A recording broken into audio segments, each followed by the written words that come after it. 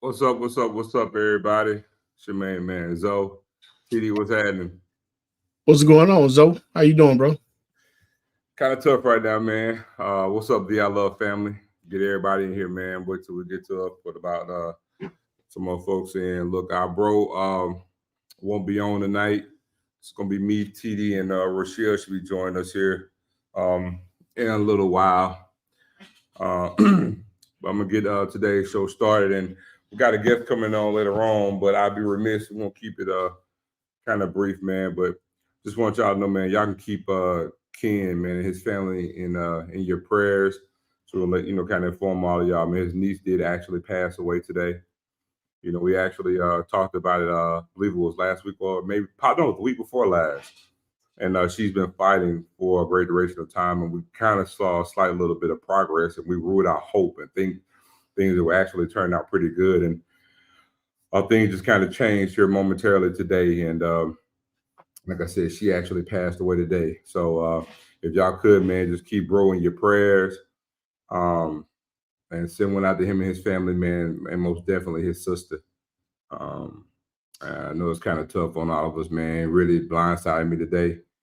We had got some news this morning, and, you know, we have a little group chat, and I still was thinking playlists were going up and ruling out, you know, some good hope for them, and just got a phone call and got the bad news. So you want to add anything, TD? Oh, yeah. There's a lot to say. I mean, like you said, man, the only thing we can do in this situation, man, is continue to pray, send our condolences, and support the best way we can. You know, a lot of things is out of our control, and what we have to do is just prepare and work with the things that we can control.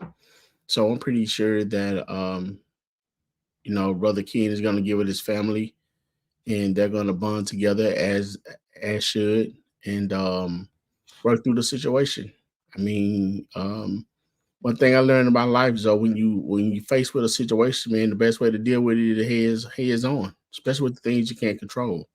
So the family, the Tiger Nation, has been showing a lot of support, you know, from the beginning. Finding out that Ken's niece was ill, was in the hospital, Yeah. and a lot of people have been, you know, sending condolences. I mean, sending up prayers and hoping for the best. And like you said, we got some news this morning, thinking that things was turning for the better, and unfortunately they turned for the worse. But I know that Ken is a strong guy. I know his family depend on him a lot, and I'm pretty sure that he's going to be there for him as he should. The biggest thing with that, Zoe, you know, he mentioned a lot about his daughter and his niece being extremely close, and so those are the sometimes it's your loved ones that you have to comfort a little more, especially when they're young and don't understand the significance and, you know, what's really going on, you know, dealing with those situations. So again, we wish him the best. I know he's going to be strong, and his family would bond together and grow from this. So we'll continue to pray, we'll continue to support him, we'll do all we can to support him. Yes, and I don't know her name, but she was a ninth grader at Ridgeland High School. For those of you who have any kids or family at Ridgeland High School, just let me tough man, just tough break, man. You know, so young in life and full of life, man. But like I said, just got back from Jackson, man. So trying to get some info and be there for my bro. But like I said, definitely want to send our condolences out, man. And like I said, just ask you guys to pray for him. See if we can actually do what we can for him. And like I said, keep your sister lifted up in prayer because I think if I'm not mistaken, it was her youngest child. I think she had all boys and she was the only girl. So Right. just adds to it. So, but and then the thing with that too, Zoe, you know, even dealing with death, man, you know, it's something that it prepares us for life too, so because you know, and you always say you have to be intentional on what you do. You have to be intentional about the way you treat people, and you make sure that just, you know, whether you married or not, or not, it doesn't matter. This applies to all. Don't let the sun go down and you continuing to argue and bicker with someone. And squash that. Life is too short for that because you never know, you know, when, you know, something can happen and, you know, it can take the turn for all of us, man. So let's just not pray new situation. Let's pray every day, sometimes 3 or 4 times a day. Let's pray when the sun out or not just when it's cloudy. You know what I'm saying? And when you do those things, it help to transition into other situation a little easier. So again, man, prayers for the Clark family. And we continue to show love and as a Tiger Nation, you know, let's continue to show support. and yeah, and TD, I'm gonna say this, and because I'd be remiss if I didn't say it, because I it's to the point where I say it all the time. You use the key word that I use every day, and that is intentional. And we mentioned this with Shaka, and I'd be remiss if I didn't say it now. People, be intentional on living. Life is short. Like I say, I give the example. You can live to be 300 years old, like they did in the Bible. 300 years is a small, minute number when you think about forever. So be intentional on living. And life is good. Life is great. And it can be rough, but man, be intentional on living. Live your life, man. Do the things you want to do. Make those memories. But like you stated, TD, so eloquently, man, those petty beefs and petty disagreements and thing, or you're not speaking to loved ones, man, kill that crap because life is short. People could be gone just like that, and you'll be regretting it in the end. So, like I said, definitely want to send bro our condolences, man. Definitely keep his family in our prayers. And I'm gonna stay in contact with him if we get anything else. He may be on Wednesday, knowing Ken, he probably will, because it'll be a great outlet for him. But if not, like I said, we'll definitely be in contact with him. And if anything I need to pass on to you guys, I definitely will do so. But kind of get started early, man. We did have some good things happen over the weekend. I myself just got back late last night. I got in a little after 11 for Blue and White Week, it was a great week. We culminated it with the Blue and White game to finalize everything. Had a lot of things going on, man. We had the golf tournament on Thursday. I'm actually supposed to shoot a little ad for the school. We'll jump into that to a later date. But we had a golf tournament on Thursday with the W.C. Gordon Ashley Robinson Golf Classic. Did a lot of fellowship, and man, it was real good. Needless to say, Ken and I, we did not win. But what were you expecting to? Man, I'm a winner, man. Yeah. Okay. But needless to say, we didn't win. We came up short, man. We came up short to some senior citizens too. Again. Yeah, again, same team too. Y'all know what it is. But that was on Thursday, man. And then Thursday evening we had a function to go to. Friday we had a Friday Ken and I actually had a reception to go to, donor reception, which was great and informative. We sat down and chopped it up with a lot of the coaches.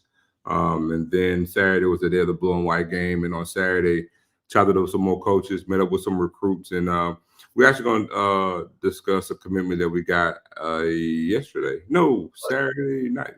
We actually got 2 commitments. One in basketball, which we're going to get into here shortly, which was a huge get. We guys got to dive into that because that's a rarity when you talk about, Jackson State and players of a certain quality in the state of Mississippi. Excuse me, in the state of Mississippi. But we also did get a commitment from a linebacker. We'll jump into here in a second as well. But Boom Week was a success. We'll get into the game here shortly and get into everything about with the game. Hey, But so, anything you want to add, TD? yeah, man, you're moving too fast for me, man. I want to hear about this golf tournament. What you want to hear, man? First of all, man, so they kept you away from AD this year, right? They kept you from Yeah, man. Look, no, we were not about to kill nobody this year. You know about it. Okay. So if y'all don't remember last year, How you bringing up old stuff, dog? huh? You bringing up old stuff, man. Hey man, this is significant. We want to make sure, man, that Ashley is still here to run things the way he needs to, man. And it just was so funny that we was by the clubhouse, we was on the hole, and I knew better than to hit because you know what I'm saying. I was hitting in the trees the whole time. It was 4 the whole time I was hitting, so I knew better. Ken hit a nice drive. So Zoe get up there. So up in the swing. Man, Ashley was doing an interview with someone, man, and the ball almost took him out, man. So glad that didn't get caught on camera. That was a pretty good moment, man. But it's moments like that, things that you learn to appreciate, that you learn to enjoy, that you learn to reflect on as years go by, time goes on. Unfortunately, when people are no longer with us, that's why you create memories. You try to have fun memories, of people, So good deal, man. Good video, Zoe. Y'all dropped some good footage, man. And did y'all hold up Coach O&M this year like we did last year? Nah, man. Nah, we did. We Okay. didn't hold anybody up, man. Actually, man, that golf game got a little bit better, man. So the thing with my swing, TD, I'm gonna tell you, I get good distance on the ball. It's just not of the aerial variety. It's on the ground, but it get there and it's in play. Yeah, I heard you. Yeah, I heard you. Well, hey, so how was the course at Lake Caroline compared to the one at Annandale at Wistful Lake? Man, let me tell you, I like Lake Caroline better. I like Lake Caroline better, man. It was cool. But I do like Lake Caroline better. Just a different setup, man. Just a whole different deal. You know what I'm saying, with the whole thing. I just prefer the golf course better. Okay. Good deal, man. Well, man, we hope you guys have fun. And nothing else, man. It's for the fellowship, brother, and the brotherhood. So, I wasn't able to make it this year, man. Work called. So I'm glad you guys enjoyed. So and like you said, man, Friday was pretty packed, man, because I think, I don't know when brother Clark sleep, man, because he stayed going, man, because no sooner when he left you guys, I and KT Dove took some water over to the school, you know what I'm saying, which is always a pleasure, being able to make sure that the team that we love stay hydrated. And from there, we met up with some recruits and did an interview with them. If y'all hadn't seen those interviews, go to Tiger Talk and check out the interviews that that was done by the Corey C and Ken Clark on Friday. And hey, check this out, Zoe. Some big news came down the pipe on Friday while we was out there. You want to break that down? Which news? Jersey Wade, man. Oh. Well, that was Friday, mostly on the Saturday. But yeah. Okay. But it was more than one thing. That's why I had to ask. But yeah, man. Right. Shout out to actually, matter of fact, let me go over to the preliminary. We can actually even pull this up, man. Shout out to our boy, man, Craig Thomas with the Jersey Wave. And like I said, if y'all want to reach out to him, and I'm gonna tell y'all, this season, more so than last season, we're really gonna hit Craig up with the news that we got to present with TD, which we released that video yesterday of Craig actually signing, I believe it was 7 athletes to NIL deals with their own jerseys.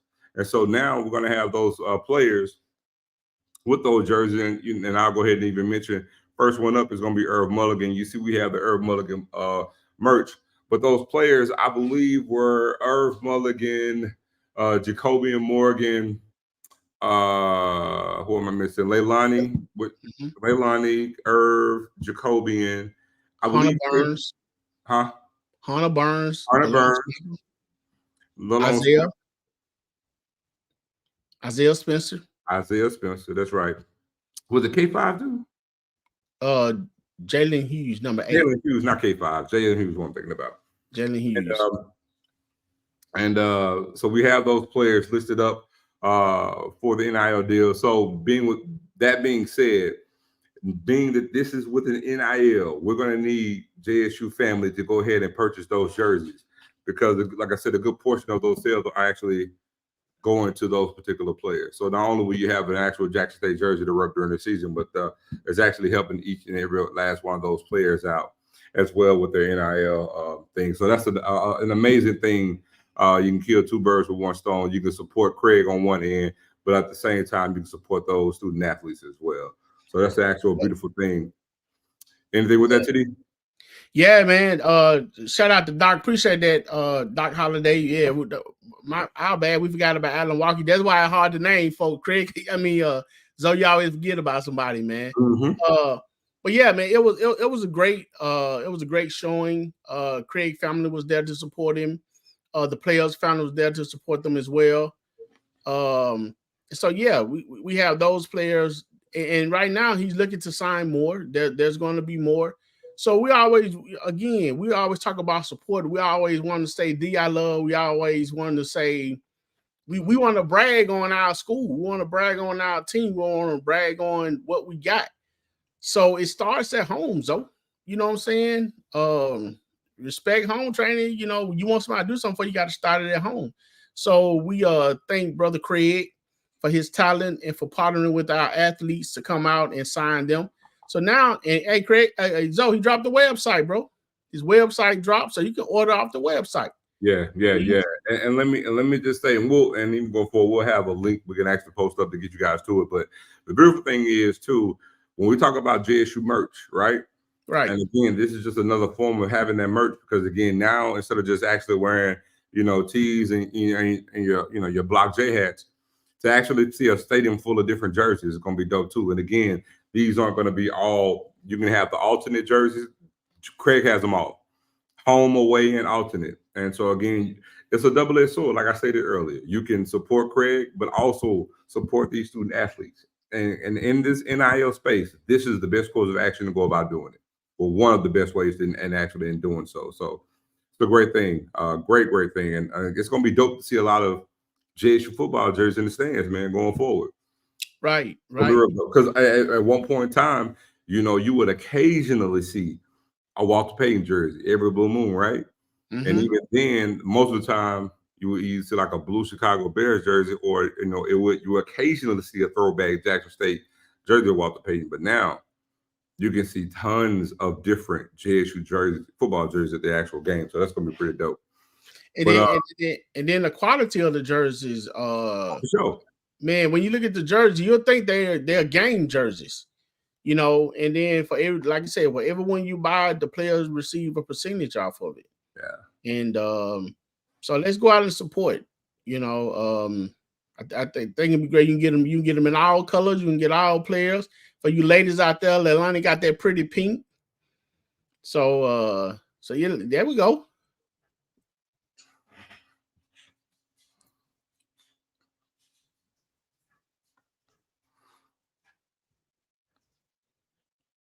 Man, Craig like show the Lord in that last picture.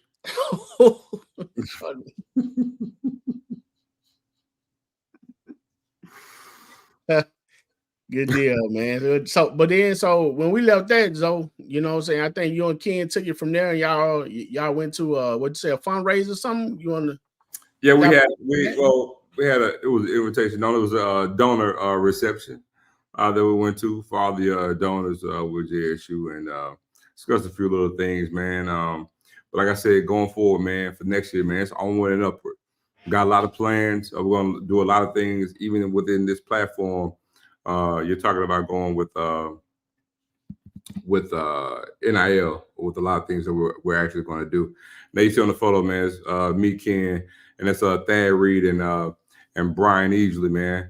Actually, two of the founders with 1400 Club, and they actually presented with two. There were two of the 40 for 40 under 40. I'm sorry for JSU, and they got presented with something and awarded actually before we actually had this reception. And this is just reception for all the donors at JSU. Man, that's a nice looking picture, you gentlemen, man. So when you say donor reception, so that mean some business owners or some, former alumni got together and discussed, or is something that you can't go into? No. It was. I mean, well, it was just basically just people who were there who was actually, donated to the actual school. You know what I'm saying, with a certain amount and actually other things that they actually donated to the school. It wasn't a whole much about a lot of things that were private to discuss. It was just a reception for those who have donated. But then again, being that you're in the same room, people tend to, discuss ideas and other things in the works for what they plan on doing in the upcoming months. And like I said, for us, especially within this space, we really want to hunker down on the NIL, perspective. And we do have a lot of plans upcoming that we're going to release on this platform going forward about things that we plan on doing, for JSU. We got a lot of big things happening for the basketball program, men and the women's. And let me just tell you, it's a lot that goes into that. We've actually moved the needle in regards to NIL for our basketball athletes.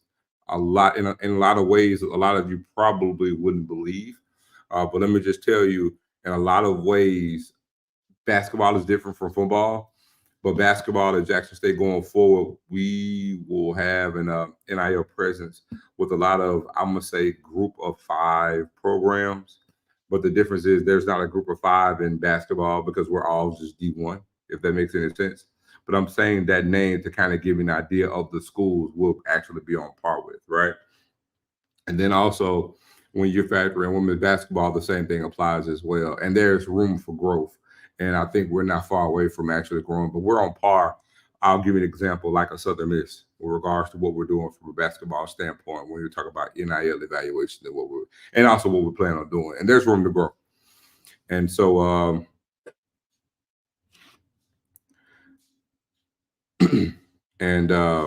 so there's a lot with that as well. And but like I said, we got a lot of things going through this platform, and we'll actually jump on that as things come to fruition, and we'll announce some things here on this platform as well. But a lot is in store for the next school cycle, which we'll talk about starting in the fall. But we got some things rolling, TD. Awesome, good stuff, man. I mean, you're gonna talk about it, you might well be about it. You can't brag on something that you're not supporting. Yes, sir. And also too, I don't want to get too far ahead, TD, but we do have a guest. I was going to actually get to the commitment, but we do have a guest coming on tonight, man. We actually have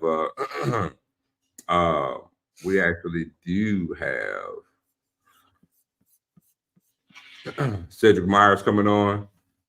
He's actually going to be running for National Alumni Association president, and he'll be on here at in about 14 minutes.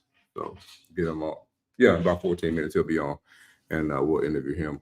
But yeah, we did want to get to the commitment since it was actually up there. Let me pull this back up, and let's talk about a TD, which was a huge gift for us, man. This is the second-ranked player in the state of Mississippi, man. And the reason why I said that was such a big thing, because you're talking about a high-ranking commit that we actually signed out of high school in the state of Mississippi. It was uncommitted at the time, and got a little background information on how this all went down as well, man. But his name is Dorian McMillan, 3-star prospect out of Pascagoula, Mississippi.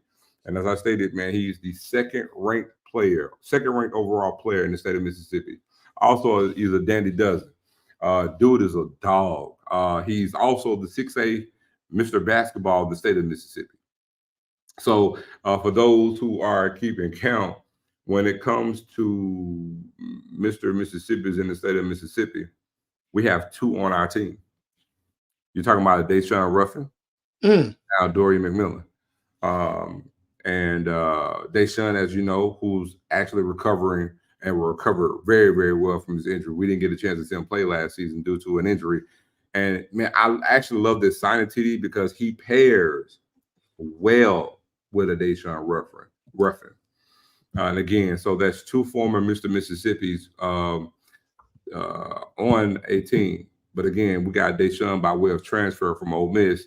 But Dory McMillan signed straight out of high school from Pascagoula High to Jackson State. Huge signing, man. What you got on that?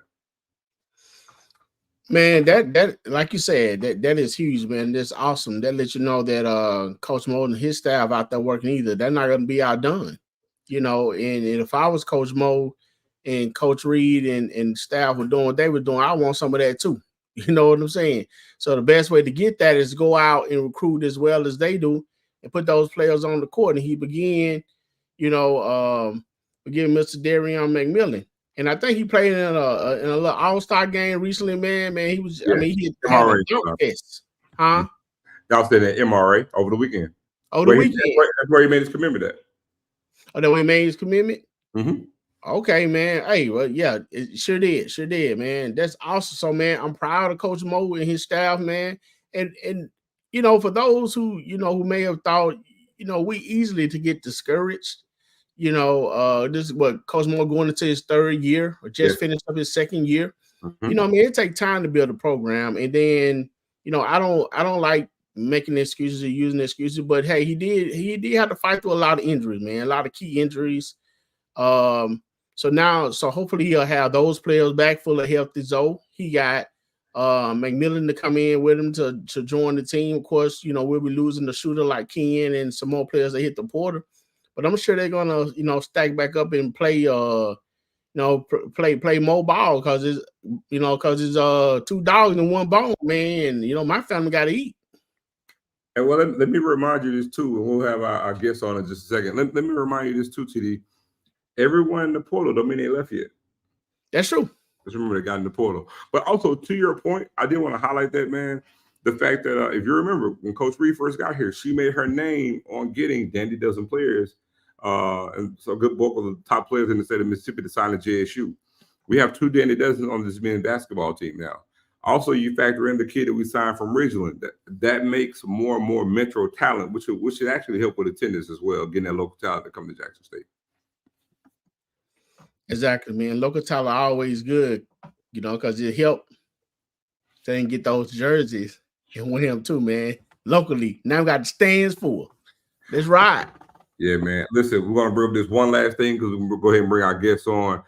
Be remiss if we didn't mention that our girls tennis team had a 3-way tie with co-champions for the SWAC. So another championship, man, for the women's tennis team. And so that was a pretty big thing that we got as well, man. So got that announcement in today. But listen, we're going to go ahead and bring our guests on, man. It is Cedric Myers. He is in the running for the Jackson University National Alumni Association president for the upcoming 2 years. Whoever's going to get elected will be representing for 3 years, for 2024 through 2026. It is Cedric Myers. We're going to go ahead and bring Cedric Myers onto the stage. Let me remove this for you. Mr. Myers, how you doing? Let me unmute you right quick. How you doing, Mr. Myers? I'm doing well, Zoe. How about yourself?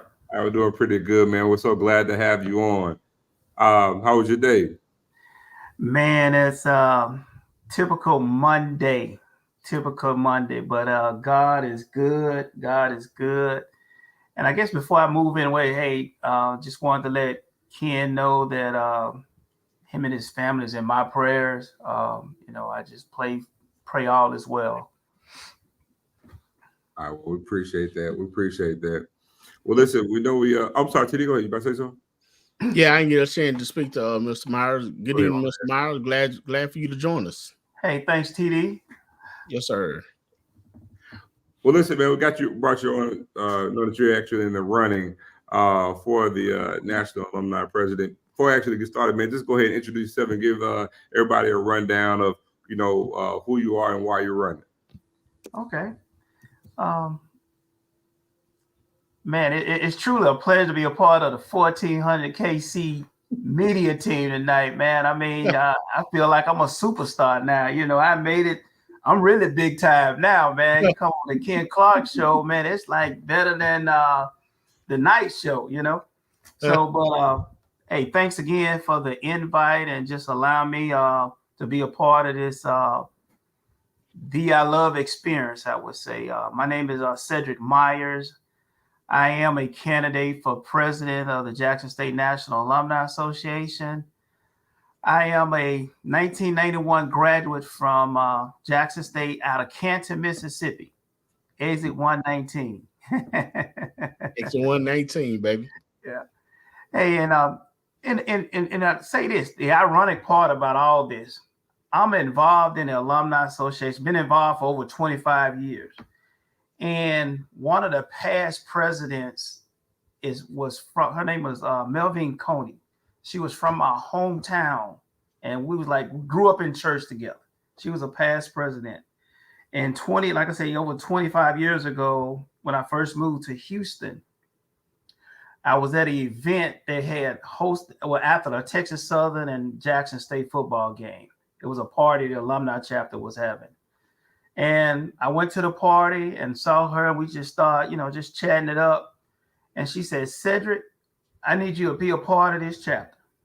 And ever since then, I've been a part of this chapter because, you can't say no to people you went to church with because they're going to go back and tell your mama and everybody you ain't doing nothing.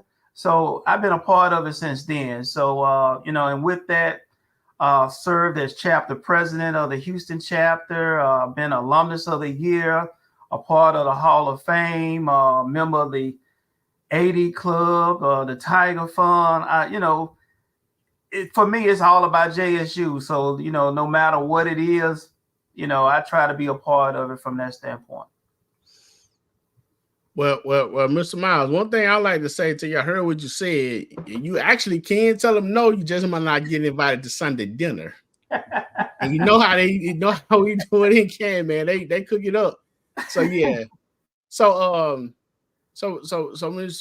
you decided to I was wondering, with being alumni president, national president, man, that's got to be a lot of work, dealing with a lot of people, dealing with a lot of different attitudes and planning and having to take a lot of yes and no's and people not doing like they say they're going to do.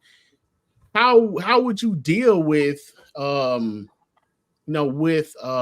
to deal with the different personalities to get to your goal and what you need to get done to make this alumni association grow the way you will have it to be, or you feel that it needs to be? Okay, great question. And I say this, I'm built for this. Uh-oh. And I say this, my all day, everyday job, what I really get paid to do. I manage over $20 million in assets from a variety of different customers that I have.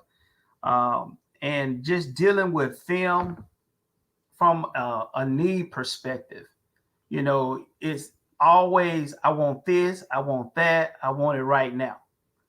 And so I apply that to my daily routine as with all this volunteer work that I do for Jackson State. And I truly do this for the love. I mean, I don't get a dime out of it, but it's truly for the love. I mean, because for me, Jackson State owe me everything. I wouldn't have the job that I have. I wouldn't have the lifestyle that I have if it wasn't for Jackson State. So I'm truly indebted to Jackson State, for all of that.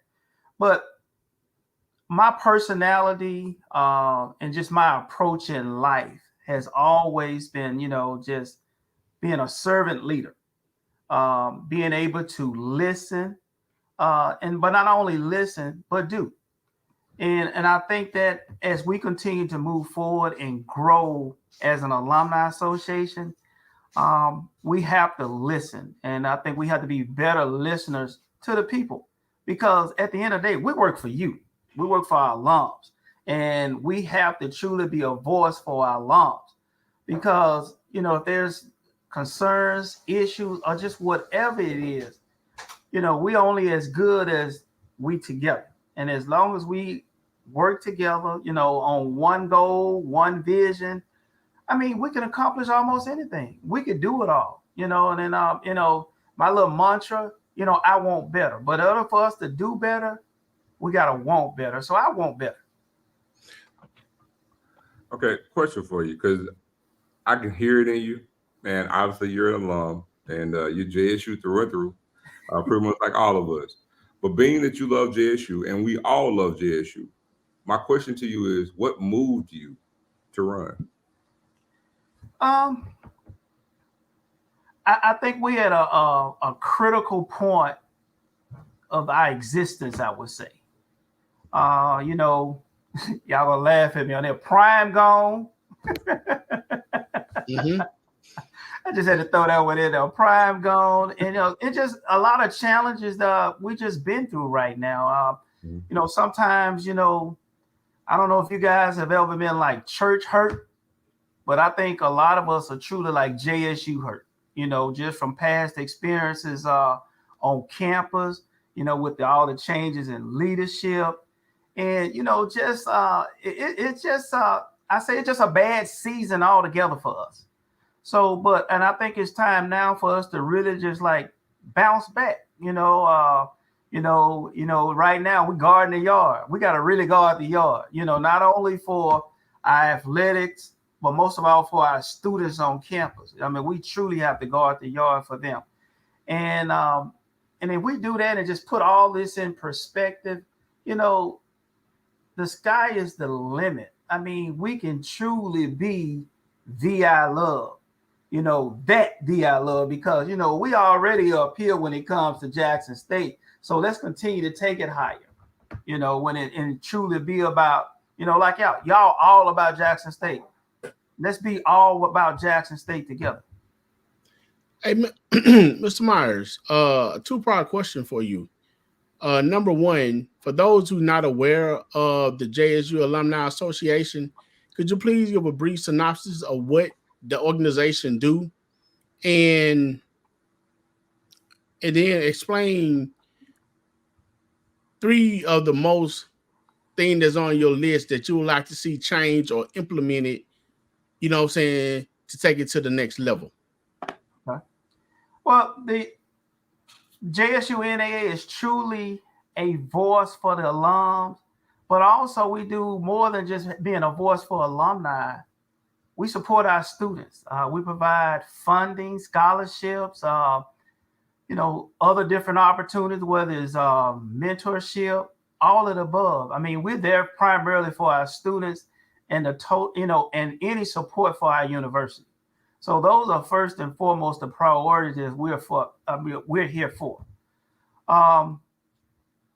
Some of the things that I like to accomplish, as the leader of this organization, and it's really based off the platform of Voice for All with three principles: impactful change, collaborative partnerships, and inclusive leadership.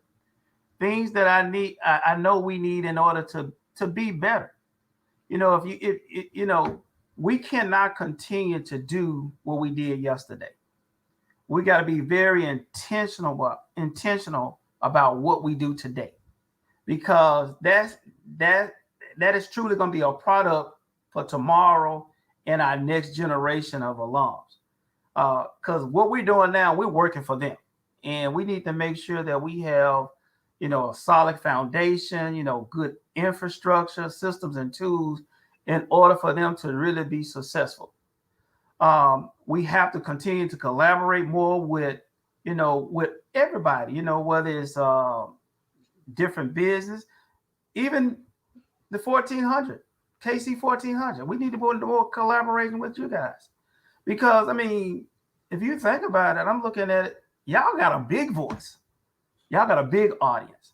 And so we need to make ourselves more attractive to our alums, so they'll be here at 10 o'clock at night seeing what Zoe and TD is talking about. So we need to make this thing more attractive to everybody, because everybody has some input and an involvement, and that's the only way we could be successful. So, great question for you. We always we always talk about the amount of alums that we actually have. One thing I was always curious about, because I do agree with your premise, but I also like to want to ask is, being that we have the 50,000 alums, what tangible thing do you actually think you can use as a tool for growth to actually try to connect or grow the Alumni Association to actually accumulate as many of those 50,000 alums as possible? Now, that's a real good question. If you think about it, just look at just the pure dynamics of it. Our membership dues is $50. Ain't a whole lot at this day and time that you can actually get for $50. So the tangible items probably gonna be very limited, I would say. But I think where the fulfillment comes from is watching our students graduate, watching our students have the same love that we have for our university. Even watching our students be a part of the KC-1400 podcast. Those are things are more rewarding to me. And with that foundation, it really lays out a path for our next generation. Because it's going to be one day, I don't know, I hope it's not no time soon, that all we're going to be doing is hopefully just sitting in a chair and watching our football team, our basketball team play and win. We still got a shirt we can wear, put on, or whatever it may be. And, hopefully we have the opportunity to see our grandkids and our great-grandkids still be a part of this D I Love family, because that's what it's really about. It's about them.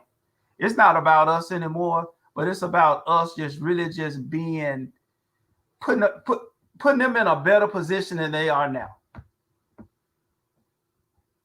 I like it. TD? Okay, Riri 24 asked the question, when you mention better, what would be one of your new initiatives? Well, one of my priorities is really just trying to establish an effective communication platform. Because we can't have a voice if we're not talking to people, understanding their needs, the people being able to express themselves. I think we keep a lot of stuff bottled up, and it's not making no impact at all. So in order for us to get better, we need to understand what better looks like from the people. It's just that simple. Some other things, really, like I talked about, mentorship. It's really just trying to have an effective mentorship program. We need to show our kids how to write resumes, interview for jobs, look for jobs, and just, it's easy for our kids to come be a part of this show from an intern standpoint, learning more about just media relations itself. So I think it's a lot that we can do, whether you active or inactive. I mean, we still have our part that we could do better. I actually just saw something earlier. Hold on. I was like,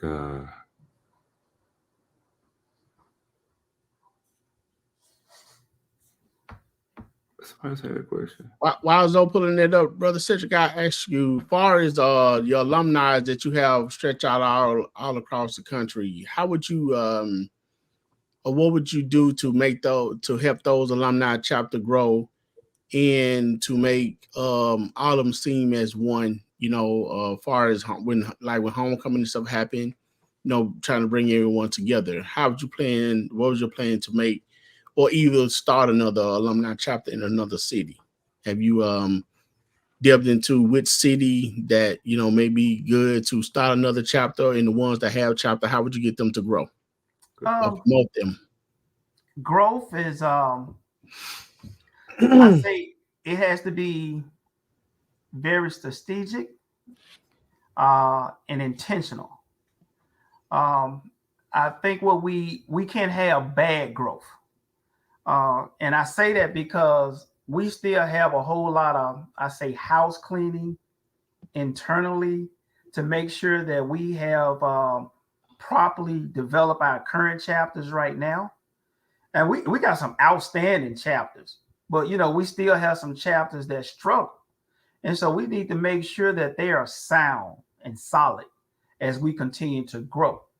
And a lot of it, like I say, we still have some of the mentality of working like it was yesterday. So we need to one of the priority is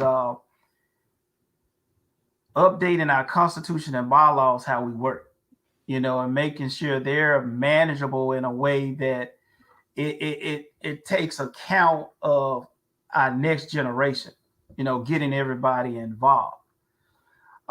So there's a lot of cities out there and even some, a lot of cities that we can actually grow in. But I think the real growth comes from our affinity groups. Affinity groups, for me, don't really have any boundary when it comes to a city or a particular geographic location. Mm-hmm. So our affinity groups can open up doors that a local chapter cannot open. I mean, you take a look at your followers. Y'all could easily be an affinity group with over 600 plus members or 1,000 members or whatever it may be. Mm-hmm. So those are some of the impactful growth that we need to look at and be more intentional about. And once again, these are conversations that we need to have, every day, just not with our board. It need to include everybody. And so I'm real big on inclusive leadership because it's all of us, it's just not just me. We need to have the different idea, different perspectives from, everybody that's truly a stakeholder in this organization and truly about the love of Jackson State.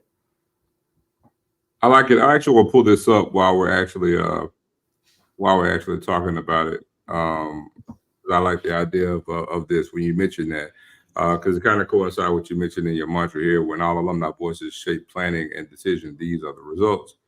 You mentioned about APR, PCI initiatives. When you talk about the the 2020 and 2021 JSU campaign and the March Madness campaign, increased number of alumni participation in APR about 4%. I think those are tangible things. I kind of just want to bring those up as well. When you talk about membership, and again, you're highlighting you want to do things with the young alumni as well as doing and having relationships and trying to do things to get external partnerships up and going. I did want to highlight that and bring it up so you can actually speak on those as well. So the other things you can actually bring up to people who have those questions for you.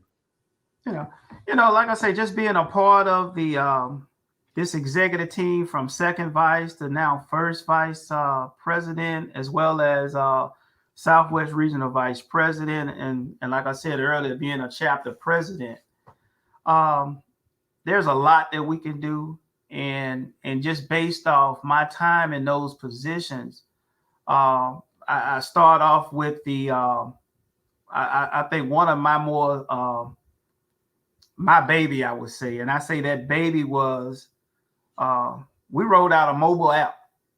The first time this association had any such technology from that type of platform. We rolled out a mobile app. But we realized, after our 3-year commitment with that mobile app, it wasn't robust enough. We was able to search and find a new membership database, one that incorporate, good data reporting, and actually our whole financial system is kind of tied together. They're all linked together. So that makes us run a lot more efficient. And it was a change. I mean, it was a big change. It was a big change coming from filling out a paper application, processing it, and manually inputting everything into basically an Excel document. So this was a tremendous change for us. Now, do we have some more work to do with it? Yes, we do. We need to provide some more training and just really just get more people involved in, with the touch and feel of the system. So those are some of the innovative things that we need to continue to build up on, because technology is changing every day. The makeup of our alumni association is changing every day with all the new generation of alums that are coming in, and we truly have to take their concerns and consideration as being a priority, because they are our future. When it comes to just different various initiatives, when it comes to membership, fundraising, because one thing we have to understand: membership, fundraising, it goes together. They're hand in hand. You can't do one without the other. That helps our APR, which is our alumni participation rate. And also it helps our overall dollars that we receive from generous donors like yourself. So the plan has to be inclusive as far as we moving forward to any type of growth initiative, whether it's through membership and as well as fundraising. Okay. Go ahead, TD. What's up, Rochelle? Hey, Brother Cedric, this question that someone in the chat would like to. A strategic change in the APR membership, young alumni and external partners that is proposing to move us in being the best in class among all HBCUs?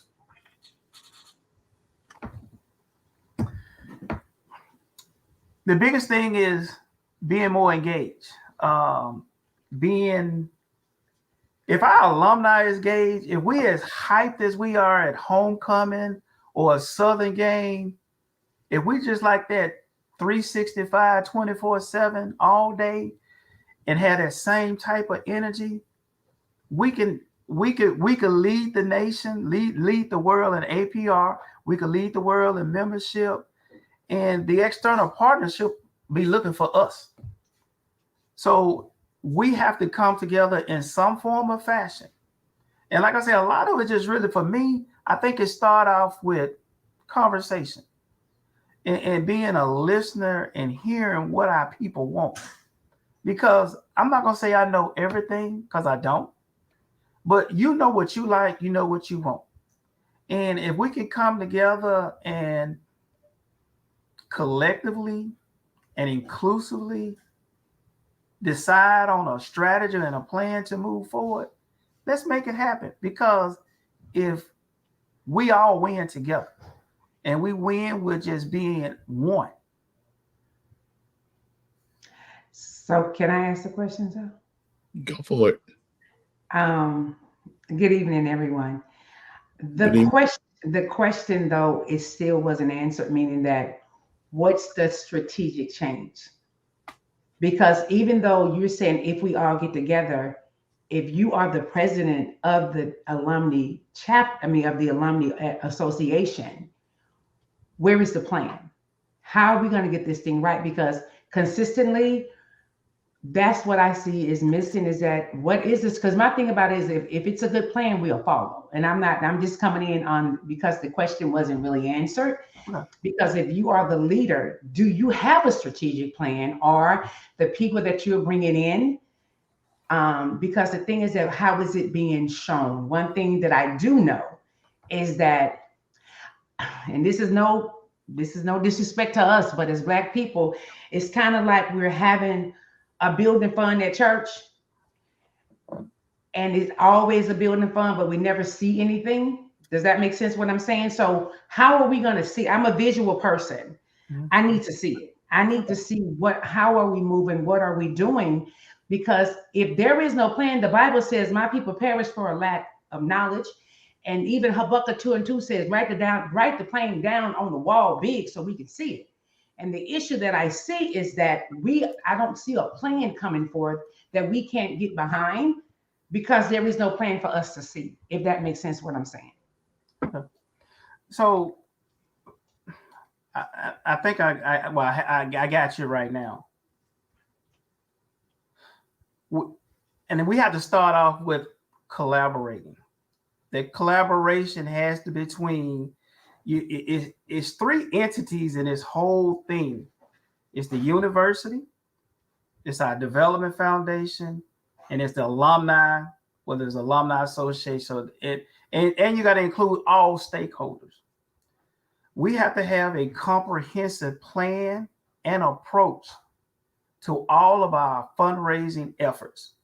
We all have to be on the same page.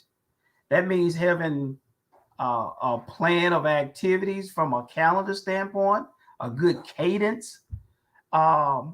Because if you think about it, we kind of all over the place sometimes when it comes to fundraising. Everybody has an initiative. But I think if we have a better planning strategy on these different initiatives, we get more involvement. And once we get more involvement, our funding increase, but also our APR increase because we got more participation going in. And so that would be the start, and a priority for me is facilitating that conversation with all stakeholders so we can actually develop a comprehensive plan to make this thing right. Okay, I got one more question. I'll be done. I'm sorry, Zardin came in.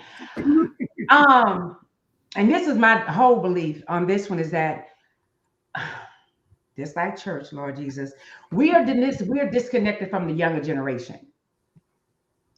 And that's the problem. Because it's more them than it is of us, but we don't take them seriously. And listen, those kids know more technology than we would ever know. Y'all, we still writing checks, and we need to get into. And I think that's the issue for me is that, and it's not you, but I've been in church. I'm going to compare it to church because this is a church thing. Some of us would keep stuff down because we don't know the change.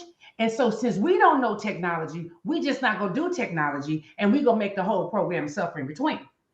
I see that the university, I see it here with us. We are not technology savvy because a lot of the ones that are in these positions don't know it. I don't know if y'all got too much pride to acknowledge that y'all don't know it, but we leave out the younger generation, and that is the generation that could take us over. But I think sometimes we don't value them, and if we don't value them, they're not going to move. And we go die. We go get old and die.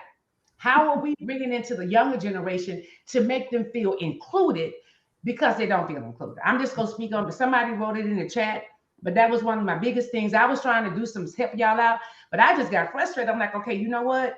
Go on and write them checks and see how much money we lose because these kids don't even know what a checking account is, but they sure know how to do it with their phone.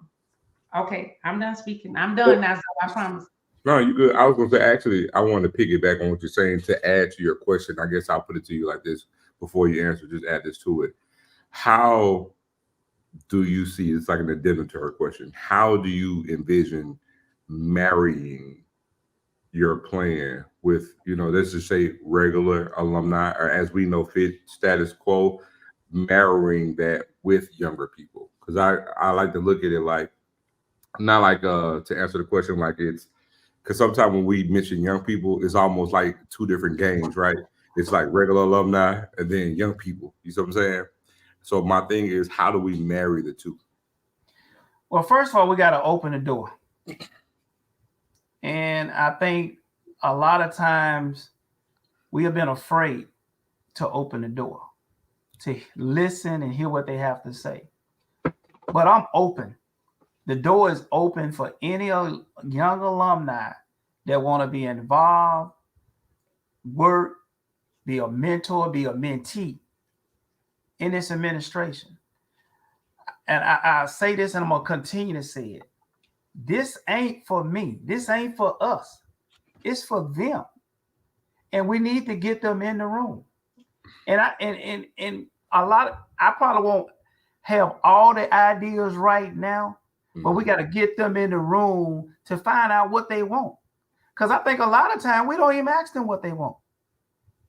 And I think that's a question that communication platform, shows like this that we have to be involved in and being able to listen and hear what they have to say. So my door is wide open. It would be wide open for all young alumni. And I still got to have the door open. The door will be open for all my seasoned people, because all my seasoned people write all the checks, and I need y'all to continue to write these checks. And I think, Brother Myers, I think that's the question. We understand that your door is open, and you know there's somewhat of a detachment between, you know, seasoned alumni and younger alumni. The question is, with your door being open, just like a business, you're open for business. How do you get the students or the kids to walk through your door to express what they want or what they're looking for? How do you make that connection and that engagement? Well, and you look at it like this, and it's based off, just like I shared early when I said about affinity groups. And so maybe we need to create some more affinity groups specific for our young alumni, to give them a place, their own space, you know. And we actually have a couple ones already, but I'm open to developing additional affinity groups for our young alumni, because what that does, that open the doors for them, and it actually provides them a space that they can grow with each other. They can grow in leadership. They can grow in develop. I mean, all of the above up under their own umbrella. Okay, I got some more questions for you, Brother Cedric. This is sounding like a church meeting to me. And that's why our Black churches is behind. I mean, you said something that was strong, and I'm not going to disagree with it, is that the old alumni is the ones that write the checks. But the old alumni is also the ones that are blocking stuff because they don't want to change. And that's a problem. So if you happen to win this, I would encourage you to have a young person on your team. You need to have, if you're going to have a committee, whatever your committee is, you got to have a young person there to represent versus the door just being open. So I would encourage whoever wins that consider having an actual position for younger alums to be a part of it, because they ain't gonna talk to us, but they'll talk to another one that looks like them. Does that make sense what I'm saying? You know something? I'm glad you said that, because this may not happen day one, but it will happen. And we definitely have some conversation about it. Okay. Right now, our board does not consist of young, let's say, no, we have some young alumni, but it doesn't consist of a student representation on our board. That has to change, because if we had student representation on our board, that opened up a different avenue for young alumni participation, because at that point they have a voice at the table, they have a seat at the table. And I think that's what's going to start at, and that's a constitutional change that has to happen. But I also think I like the idea or the prospect of that, because I also, in my mind, I'm visualizing that as you're speaking. I also kind of see that being a great segue from, even if you want to call it, from undergrad to alumni status. Right. And it also would work for you, Brother Cedric. Is the only reason I'm doing this is that we have a tendency to be scared of change. And just because you hold the coins, you know, but you don't like change. And way behind, because of the change that we don't want to do. But we can't keep going into this same roller coaster and not wanting to do the things that have people. Because my thing is that, for instance, these kids may not do emails, but they'll do a text message. I mean, we should be having that you can text your coins into the text such and such and such and such and give us $20. We don't know how to get money fast because we are afraid of electronics. And if we are trying to make it in this technology, Cash App, Apple Pay, however these folks want to give their coins to us. And just in case y'all don't know, Venmo has a whole different account for nonprofit organizations. They're ran by PayPal. So with Venmo, we can actually have that set up under our nonprofit that the fees are reduced because it's there. But the reason we don't know about this, because we're not utilizing our nonprofit or thing, Cash App has it, but we're not there because we too scared to do it. We just missing money. We missing coins, and we got to get the coins from the kids. I'm done. I ain't gonna say nothing else. I promise. Yo, well, let me go back to this change, and trust me, I understand the change process. So I don't want you to think it was easy when we went from a mobile app to this database, or even starting out with the mobile app. That was a challenge itself because, you know, what we've been used to is a paper application. What we've been used to is sending checks into the alumni office. We're probably 95% check free. So change has started. And I think we're accepting change more now than we ever before. Well, that's why sometimes things indirectly has to be forced up on you. But we have to do it. It's not for us anymore. It's truly for this next generation. Well, that's why I premised my question as an addendum to her to say, you know, in what ways can we marry the two? Because the best analogy I can give is, and it's just like what we do in our world with regards to sports and everything else, you know, the old heads or the old guard per se, they're going to be consistent with regards to their giving, right? When we talk about needing, because we see the void and we know that we need the younger people there, right? But the only difference is the younger people aren't there on a consistent basis with regards to their giving. And so that's why I say, but they're needed and they have a validity to their presence, right? And so that's why I was preface my question by saying, what can we do to marry the two? Because believe it or not, we need a healthy marriage of the two to thrive. Okay. So it goes back to my opening statement.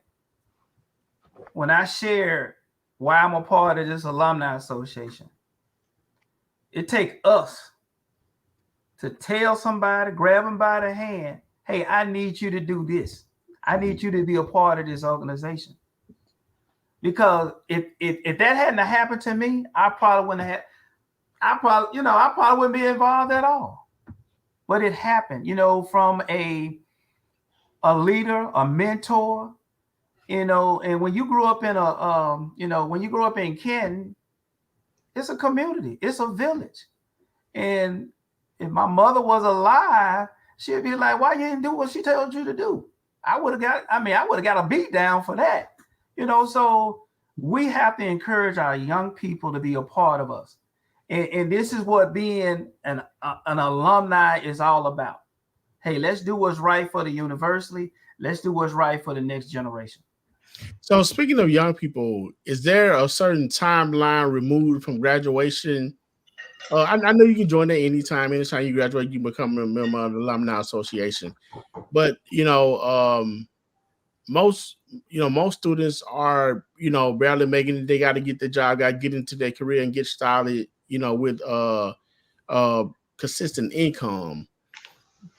What kind of timeline do you see that happening? You know, I know every student is different, you know, as far as their career is concerned, but you know, it's rarely a student can jump right out, you know, just doing stuff, you know, they got to get on their feet because they've been barely making it through college. Okay. Well, look at it like this. Your first year after graduation is complimentary from the Alumni Association. Mm-hmm. Most chapters are doing the same as a complimentary membership their first year. I know for me, and I know for our chapter in Houston, it's a lot of seasoned alums. If a young alumni come in, and I say kind of put the work in, you ain't really got to worry about no dues. You could be a part of the association. Because some of them will pay the dues for it. They see you in there doing the work. And so I think, you know, it's a back and forth type of relationship that we have to develop from a mentor to a mentee. Because we got some sponsors. I know we have some sponsors because I could be a sponsor. I am a sponsor. I sponsor my daughter for at least 10 years before she got involved, before she started working or whatever it may have been, you know. So, and I'm still committed to that. And I think other alums in the chapter, if they just come around, anything can happen. Jobs are available, other opportunities are available, but the door is open. You have to come around. Question. Is this on the website about, did you know that we can, if you need to be sponsored, you can tell us, are these things that you're saying? If they're not on the website, how would they know? Because these kids, that's what I'm trying to tell us, is that website is your right hand. Okay. The website where all the stuff that y'all are talking about, if it's not on the website, King, how would anybody know it exists? Okay. Well, the complimentary membership, that's notified to all graduates during the time of commencement. That is, they actually get a pen, a card, and everything upon graduation, so they know about that. But the other part is, you know, when you graduate and come to a new city or whatever, if you reach out to the Alumni Association, one of the local chapters, or reach out to somebody, we need to do a better job of communicating. I can just say that. Okay, when it comes to that. Okay, so my last question is, why should we vote? How you gonna be? Listen, I need to know, how are you going to be different than the previous ones, or what makes you? Somebody asked this question in the chat, so I'm like, because even for you to come on, do you have a vision that versus the talking? Because your talking is good, I got that. But do you have your vision written down? Habakkuk, I'm going to get back to Habakkuk 2:2. What is your plan? Is it written down? And can we see it? Where is it at? I do have a written plan. Okay. And I can provide that. Actually, you can go to my Facebook page and see most of it. Okay. And I can assure you by the end of the week, you will have a very extensive plan of attack on how we're gonna move this alumni forward, and the focus will remain a voice for all, impactful change, collaborative partnerships, and inclusive leadership. And I think the inclusive leadership kind of sums everything together. It's not going to be just about me. It's going to be about everybody involved and having input on the direction of this alumni association. Well, Brother Cedric, I wish you well, but I just want to tell you one more thing. Facebook is for old people. My son has informed me that. They ain't got no Facebook, and I got an Instagram as well. They got an Instagram, y'all. But this is what I mean. This is why if y'all get some young people on there, they'll blow y'all up because they know what we don't know. Them kids ain't got no Facebook. My son was like, "Mama, for old people," and I'm true of that. But what I'm saying is that if you get you some, like for instance, when you win or if you win, you get to do that. Well, can y'all help us with some marketing? They will blow y'all mind because we work too hard. These kids don't know how to do nothing else. They know how to get it out there quickly and fastly. And one more thing, don't you go extend. Look, these kids' mind is about 45 seconds. That's all they got. So even we need bullets. Don't you give me a whole dissertation over there on your Facebook page. I just need you to go bam, bam, bam, bam, want to be on bam, my campaign bam. team? Mm-hmm. Want to be on my campaign team? Who, me? I'm a therapist. I ain't got time for that. Wow. I'm gonna stay in my lane. I wanted to win, but I'm glad that you are receptive to this, because again, I think for a lot of us, even the Bible says God has not given us a spirit of fear, but of power, love, and sound mind. And a lot of our generations is fearful of change. And as long as we are fearful, we're not thinking with power, we're not thinking in love, and we're not thinking in a sound mind. That's scripture. I don't believe in doing great. And the reason we are behind is because a lot of us are too scared of change with technology. And that's why we are so far behind. But we got to quit doing that. Okay, I'm done. I promise you. So I'm gonna mute her. Fine. We're not gonna hold you too much longer, Mr. Myers. But I guess taking account, I guess, of all the different questions that's been asked, even your responses, which I commend you on your responses. I guess the main thing we did learn over the course of this evening was needing to have some type of tangible plan to get young people involved. What steps are we taking to grow the actual alumni association, and what other new changes we can actually implement going forward so we can actually grow. I guess my thing also to add to that mainly is I really feel like no matter what the plan is, if you win, because again, everybody has a good tangible plan. I just think more than anything, we need the masses behind it to get whatever plan that any of the candidates have to get it to work, to make it known. Because again, the numbers aren't where they need to be when we talk about the Alumni Association for whatever reason, and there's a multitude of things for that. But the main thing is whatever the plans, whether we all agree or some of us agree, the main thing is over everything, in my opinion, is we need the mass. We need the growth within the Alumni Association, whether it's from the different chapters or just as a whole, they all come in. We got to do something to grow this thing, so we can get whatever the plan is to get it to work. Yeah. Because right now our numbers have decreased and we need to grow it exceptionally well. Like we even know right now we have the 40 for 40 campaign with the athletic department. And we always talk about the 50,000 alums. Well, again, we got to try to get as much of that 50,000 in the vote as we can. And absolutely correct. And I think for me, the growth starts on platforms like this, so we can reach the masses. We can reach a different variety of dynamics of people, generations. I mean, because y'all kind of cover everybody, everything on here. And so that's my intent. And I think is my priority to make sure people know what we're doing, how we're going to do it, and get their opinions on how we do things. Because I wanted that to be a two-way street between us. We got to talk. We got to sit at the kitchen table and make sure we're all on the same page. Simple as that. Because if we're not, we're going to always be where we're going to be, right here. And I don't want to be right here tomorrow. I want to be somewhere else different tomorrow.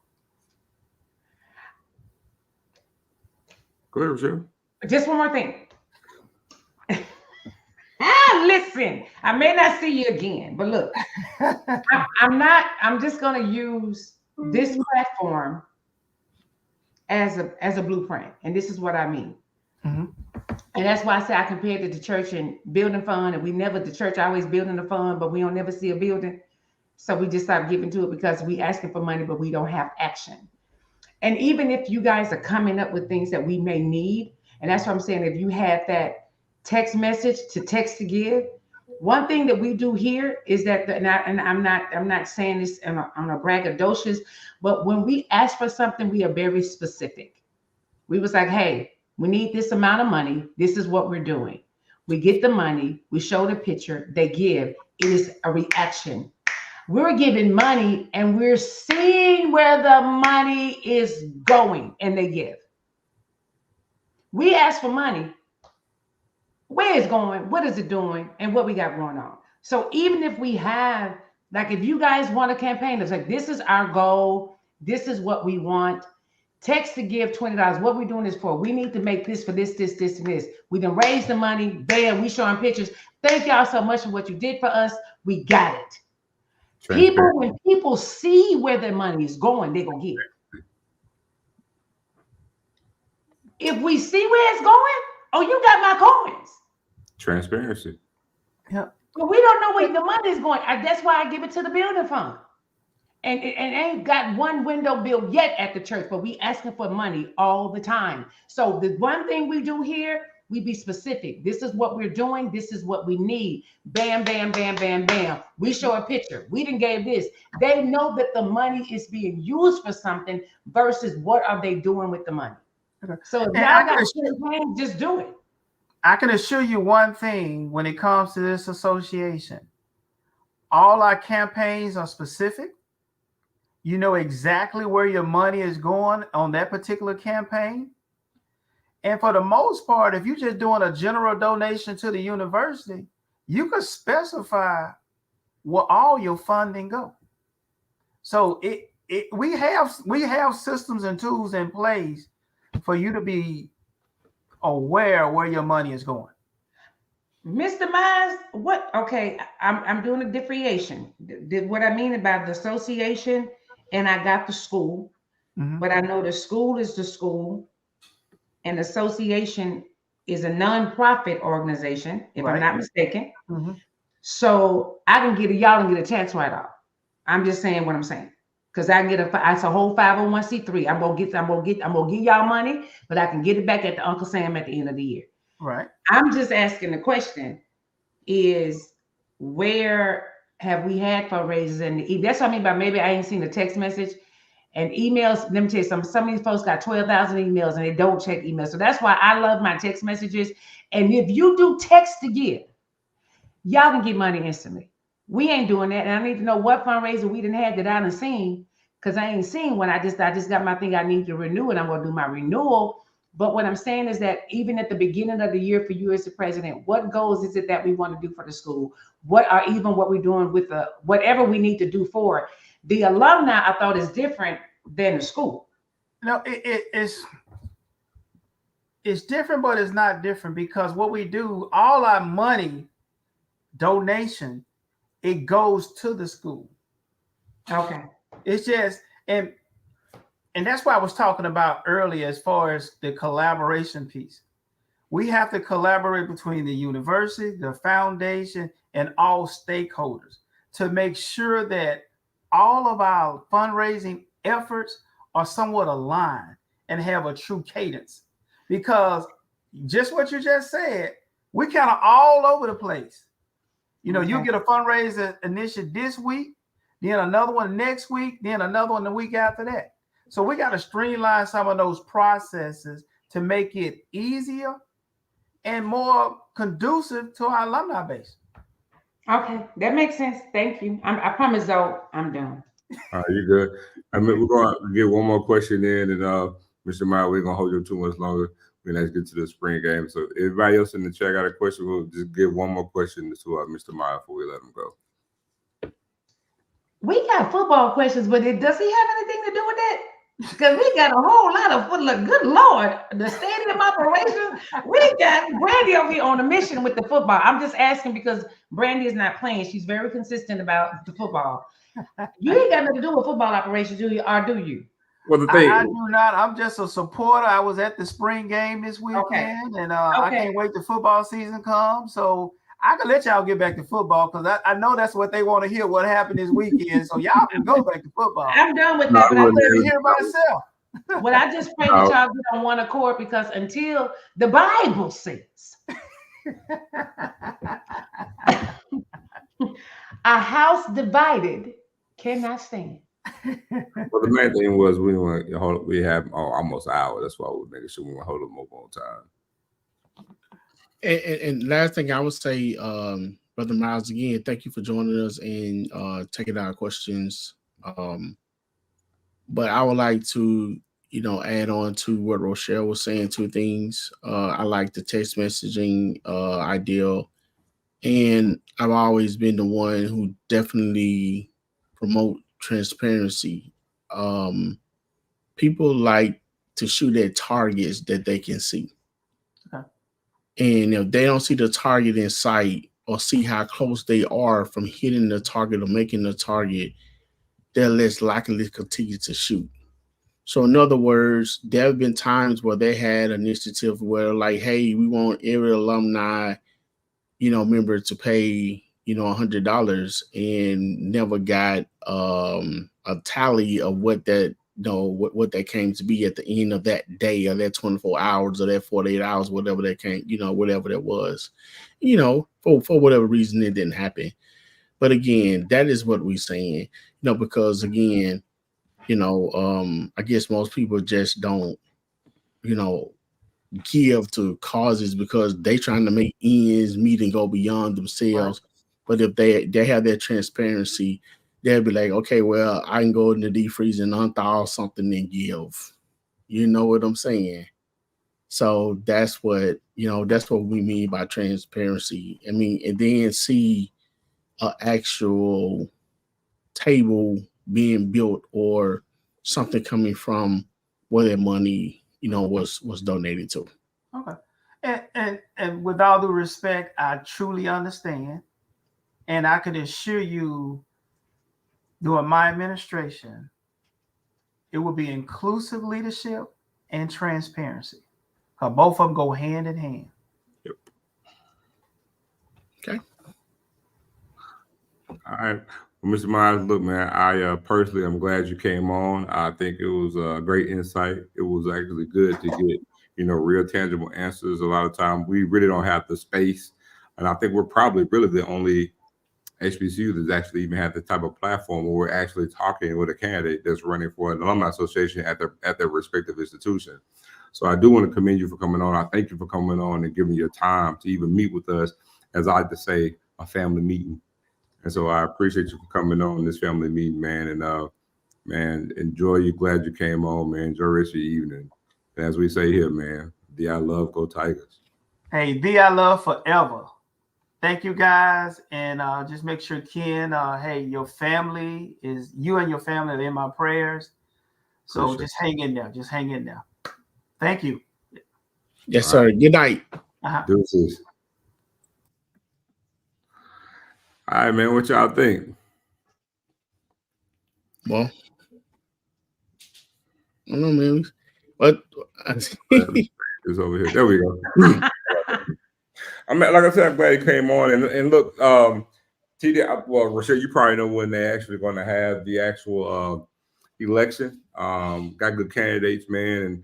And look, I hope y'all don't do it. I'm going to comments about, what y'all going to do. That's your choice. We're going to keep it PG up in here. But I'm appreciative because, again, whether we can agree to or who we all want to choose, the fact that someone's being passionate enough to want to run and make some type of change or what they feel that they can do, better for the institution, I give them kudos for doing that because it's not an easy thing to do and it's hard to please everybody. So I'm appreciative of everybody giving their time, their efforts, and want to take their step to try to please, all of us in this family. As you know, we all some of us tend to bump heads and don't agree and don't align with everything. And some of us just like confrontation and some of us just like to be opposite guy or opposite girl. So I commend them for even trying to do it. No, So I definitely, so I don't know more D. I just that at the last time I wasn't here, but I have to give him the courage to come and even acknowledge. I could tell that we just don't know the technology, and that's not just him. That's probably majority of the people there realizing that we just can't keep doing the same thing. They have to be open to the reception of change. So I agree. I didn't have I think he was very open, and he was honestly, I think he didn't realize that we have a plan, and that's why I gave scripture. I wasn't talking at the side of my neck. I'm giving you word of God that we have to do better and have to. I was thinking of other things. I said, well, I'm not going to go into detail of that. I just really do hope that they realize that we looking and we listening, and for him to even acknowledge this platform, I think it speaks volumes about what we're doing here on this platform. So I'm good. TD? Yeah, I'd like to add again, thank Brother Myers for coming up and being open and toward us and answering the questions. Thanks to chat for the question that they asked. Also, it was one question that I would like to address that was in the chat about us asking Patrice Edwards the same question. She's in comment right now. And when she came on the platform, she came on very transparent. So we did ask her a few questions, but most of the things that we needed to know, she automatically gave them to us. If you have any questions about that interview, you can go back and visit. It was done on last Wednesday. So it wasn't, he was open on his questions. And from my understanding, the vote goes out to the alumni that are members, through text message. So it's just not a president thing to where everybody in the world can get a chance to vote. So again, thank both candidates, Patrice Edwards and Brother Cedric Myers. So good luck to both of them, and whomever is chosen. We hope and pray that they put the university first, put the alumni first, and have a great plan and vision to move the alumni in the school as best they can in the right direction. All right. Well, look, with that being said and done, you know what we're finna get into now. Football. Oh, for sure. But look here, man. Blue and white week, blue and white game Saturday, man. And it was a very informative thing, man. We actually got to see for the first time, though everything was vanilla, you still kind of got an idea of seeing what type of, package we're going to run on offense. You kind of see what type of alignment we're going to do on defense, though everything was still vanilla. You got to see personnel. You got to see a lot of different new faces playing right now. And we got to see some movement. You got to see an inner working on certain things. And it was a very, very informative day. Again, we got to see, knowing that we have some new faces on the coaching staff. We got some new faces on the team that wasn't there when we last saw JSU Tigers, whether that's freshmen who early enrolled or some transfers, or also redshirt freshmen who didn't play last season that were actually making a mark within this upcoming team. T, you didn't make the blue and white game. Not so fast, my friend. Oh, do tell. Joey, no, I can't believe you didn't see me, man. Yes. So I'm messing with you. I'm messing with you. Go ahead, say what you think, TD. Let me start by saying, Zoe, it's definitely different from last year. And let me start with Tiger Nation. You guys showed up. It was a nice crowd, Rochelle. They was in tune. Unlike last year, we had the rain. We were short of the players. We was, a bunch of chaos at the time, trying to get the team building. This year, with Coach Taylor and the staff, new staff as well, had a chance to build a team. Had time in the off season, and to have a good, solid spring program. And they was able to play 11 on offense, 11 on defense, even to make substitution. Last year, we didn't have enough players to do that. So first, so those things first. With everyone showing up and supporting to let them know they're anticipating the season and the way the game went. And like Zoe said, it's a vanilla game. It's kind of hard to really determine what's going to be what, because everyone that we saw in the field, Rochelle is not going to be there. I heard Coach say that. I heard that he said that in the interview. I was like, oh. So can I ask a question with that, TD and Zoe? So does that mean that they're on scholarships, then they can get it revoked? So no, that doesn't mean they're going to get revoked. What's going to actually happen? We're going to have some exit interviews, and at that point in time, will be determined. Some players are going to make some decisions, and some coaches will make some decisions, and they'll meet somewhere in the middle. And so you'll see some new faces jump into the portal at the conclusion of probably at the conclusion of this week. Okay, because he said it in the interview. I'm like, oh, wait. And he was just saying how many more they had coming. But I just got to ask a question because I became a fan of his. How does that big, tall quarterback look that was just amazing last year? So before we get into that, Rochelle, you smiling mighty hard by 15 though. That boy got good hands. I was just like, I want a jersey, but come on, I don't even wear jerseys. I'm just saying. The quarterback got good hands. I mean, the guy who came in at the end, the tall one that his dad came and surprised him. Yes. The quarterback got good hands. I mean, ball, quick, speed. He actually can catch, man. He actually can catch. He does have good hands. Big hands, not good hands, but he got big hands. So he actually can catch because he played receiver in high school as well. But what I want to start off by saying, Rochelle, for those who don't know, who's not aware, when you have open camp like this, it's gonna happen in the summertime too. Coming into the season, you have way more players on campus than's going to be on the team and going to be on the scout team. So even if you got a scholarship, Rochelle, if they offer you a scholarship and you sign fresh out of high school or came from another college, you're not guaranteed a spot. Because if I'm already there, or I get offered a scholarship, full-time scholarship, a full scholarship, and Zoe get invited, he come as a walk-on, and he outplayed me for the same position, they're taking my scholarship and giving it to Zoe. So nothing is guaranteed until the final roster is there. So again, like Zoe said, some players will be leaving voluntarily, and some will be involuntary. And sometimes it may be some of your favorite players or players that we feel or think that should remain on the team because we think, that they have a certain ability, but the coaches are the one out there day in and day out observing their talent, and they decide that, hey, this person is not, is not caliber for our team. So we're going to go ahead on, and wish you well and not hold you so you can maybe find you another spot somewhere else. So it's just not guaranteed. So that's where that worked, Michelle. Okay. And how many scholarships are there up? Huh? How many scholarships? For what? Per team, how many scholarships are there is allowed? Well, on the FCS, we have 85 scholarships split over 63. 63, okay. 85 split over 63. Thank you. So, I did want to say this. I saw it coming earlier. Somebody mentioned on O-line play. Let me break some of this stuff down too, because in a lot of things you saw some things, but you don't always get the why you saw certain things, right?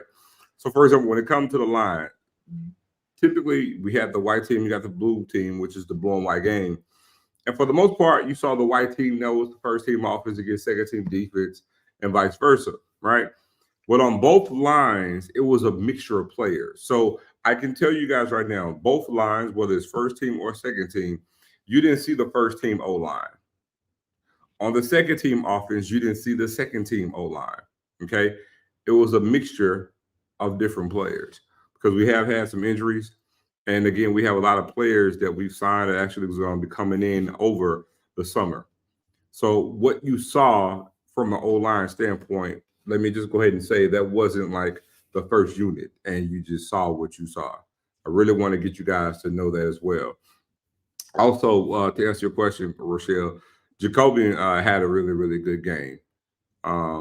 And before I get too far of the game, because I don't want to get too far because there were a lot of comments here.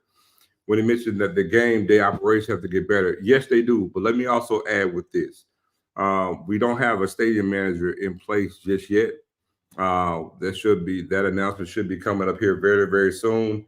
But that stands corrected. I just do want to make a footnote that, what we saw over the past weekend, though it wasn't the best version of what we could actually show, I'm just adding to, another reason as to why you didn't see any type of growth or any type of progress on that front with the game day operations. I'm not defending it, just giving some clarity as to know that we don't have a stadium operations manager just yet.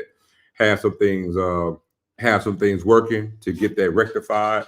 And I'll just say this: we did have a candidate that still may be coming through. I can't speak to that, but I did speak to this particular person who was in line for it. And I can just tell you, when Ken and I spoke to him, we did put it on the table to actually have a dry run for a game before the first fall game, and there was an agreement to do so. And I'm so seriously, there was a tangible plan in place to have a dry run of a makeshift game to prepare for the upcoming season. But again, we don't have a game day operation manager just yet. But again, that announcement should be coming down the pipe here very soon. So I just have we ever had one? Yeah, Terrence was there. Remember, he left at the conclusion of last season. Okay. And so we're in the process of getting another one. But like I said, one man that was in the running, we actually talked to him, had a meeting in him, and asked Ken and I on certain suggestions. And did we have any suggestions or ideas on our own? And me and Kim gave him a really, really good earful. And again, so that's in place. And so whoever they end up getting, I can tell you that that's one thing that will be talked about. That's not me just trying to pacify you guys with an answer. I can tell you right now that is something that's on the forefront of an agenda with them when they get to the stadium manager. You got some good questions in here, sir. So you can just go ahead. Oh, let me let's see. Well, Go ahead, TD. My bad. yeah, I wanted to say, I mean that was some good information. So we hope that the stadium operations and everything get better. It's been expressed a lot.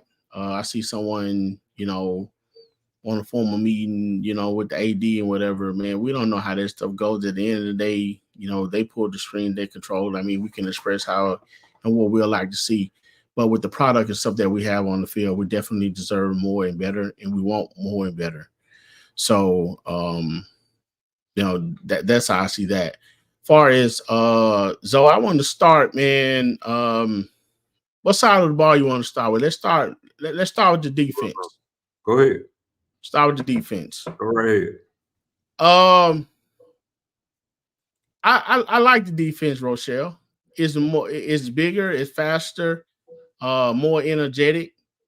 And one thing I like about it, Coach Taylor, he wanted to see what he had on the field.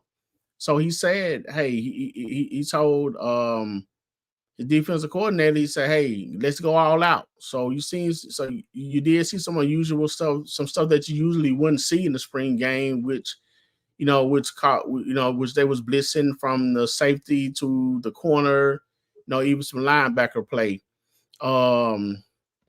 So that was different. Let's see what they had. And like Zoe, Zoe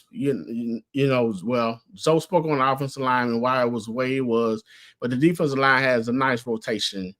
Zoe, we still hanging on that linebacker position. And yes, Charles, number 47, the young man is not. You know his name? I didn't get his name. Repulli.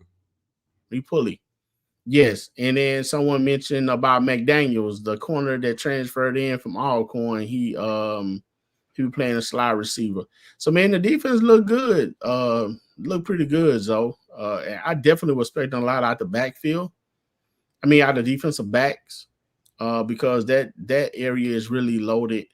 So I think we have something positive to look forward to. I have a pretty good feeling about going on with this team right now. What's your thoughts?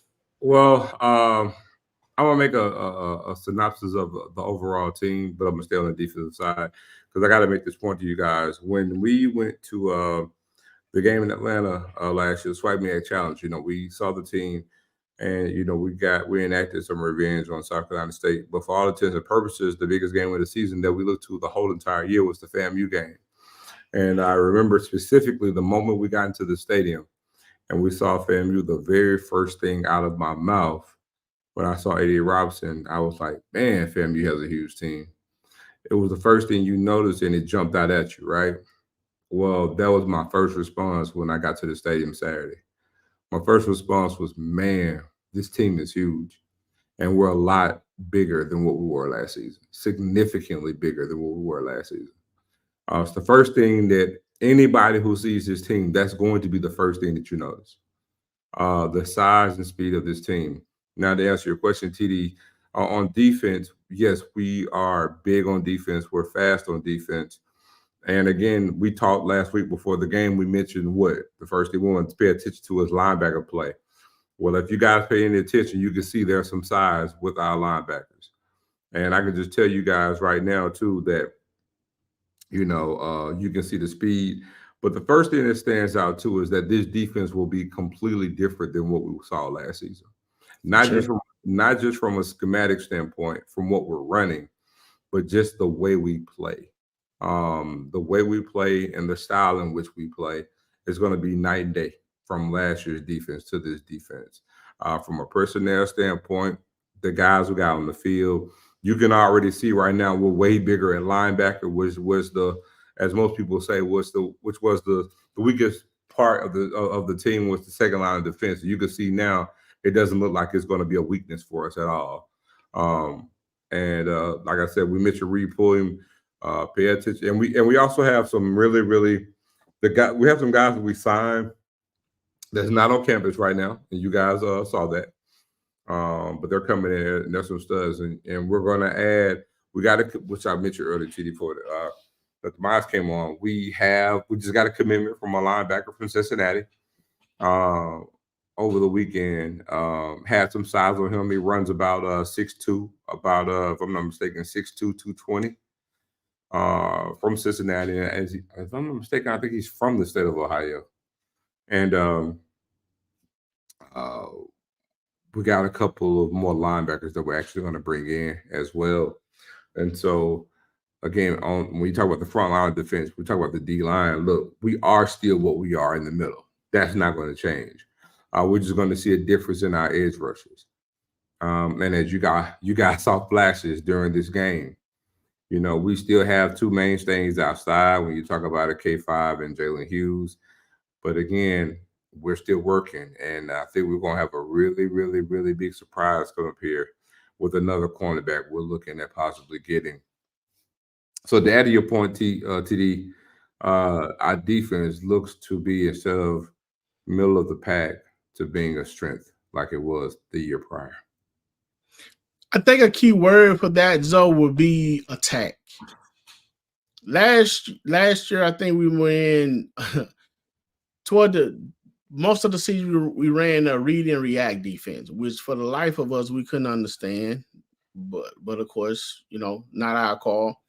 I think now the defensive line or the defense is kind of looking at the ball in the quarterback hand like a steak, and they're going to get it. You know what I'm saying? So I definitely think it will be more aggressive. It will be faster. And the coaches, man, those are some, you know, Coach Jones, man, we might have keep him from suiting up, Zoe. I mean, he out there. I mean, and as tough as they are on the players, man, they have fun with them, and when they do bad, they get in their face, man. And the defensive line coach, man, I don't want no problems with him, man, because you know when he gets to barking, you know what I'm saying, it's not a light bark. And so and then the biggest thing about it, so when you have with Coach Quinn being the DC, one thing about having a job, being a teacher, if you don't have a strong administration behind you to support you, it's gonna be hard for you to run your classroom. So when you have a DC like Coach Quinn, and then you know you have the staff up under him, he support his staff. So if any player's not doing what they need to do, then not only are you dealing with the coaches and a strong leadership on the player, but you also got to deal with your DC because he's going to back his coaches. So man, I'm looking for you know a competition on the defensive side is going to be there. I mean, so if you're afraid of competition as a player and you think that you solidify with a spot, you might want to rethink that, man, because, you know, speaking with Coach Taylor, man, I mean, he want to fight out there for every position. So if someone drops off, you don't have a drop off. Someone get hurt, injured, come out for whatever the case may be, then you don't have a drop off. And I'm loving that build. And like you said, they are bigger. They are stronger. And we know of the weight program that Coach B put them through over the spring. And I'm sure a lot of those guys are going to work out for the summer, man. So looking forward to the defense and see, you know, exactly, you know, everything that's going on with that defense, man. Anything else on the D? That's about it for me. Well, Yes, hold on, before we do, I do want to highlight. Gotta talk about Josh Nobles, man. 96 had himself a game, but again, like I told you guys, there was, you know, what I'm saying, I'm good tonight, you guys, but I had to let you gotta highlight him, man, because he had too good of a spring. But even still, with that said, just know that, you know, there was some inner working with regards to the O-line. What was my guy named Tamon? I'm 50. The guy from the Delta, man, that guy gonna be in the middle, man. He gonna cause some problems, man. I like that guy from signing.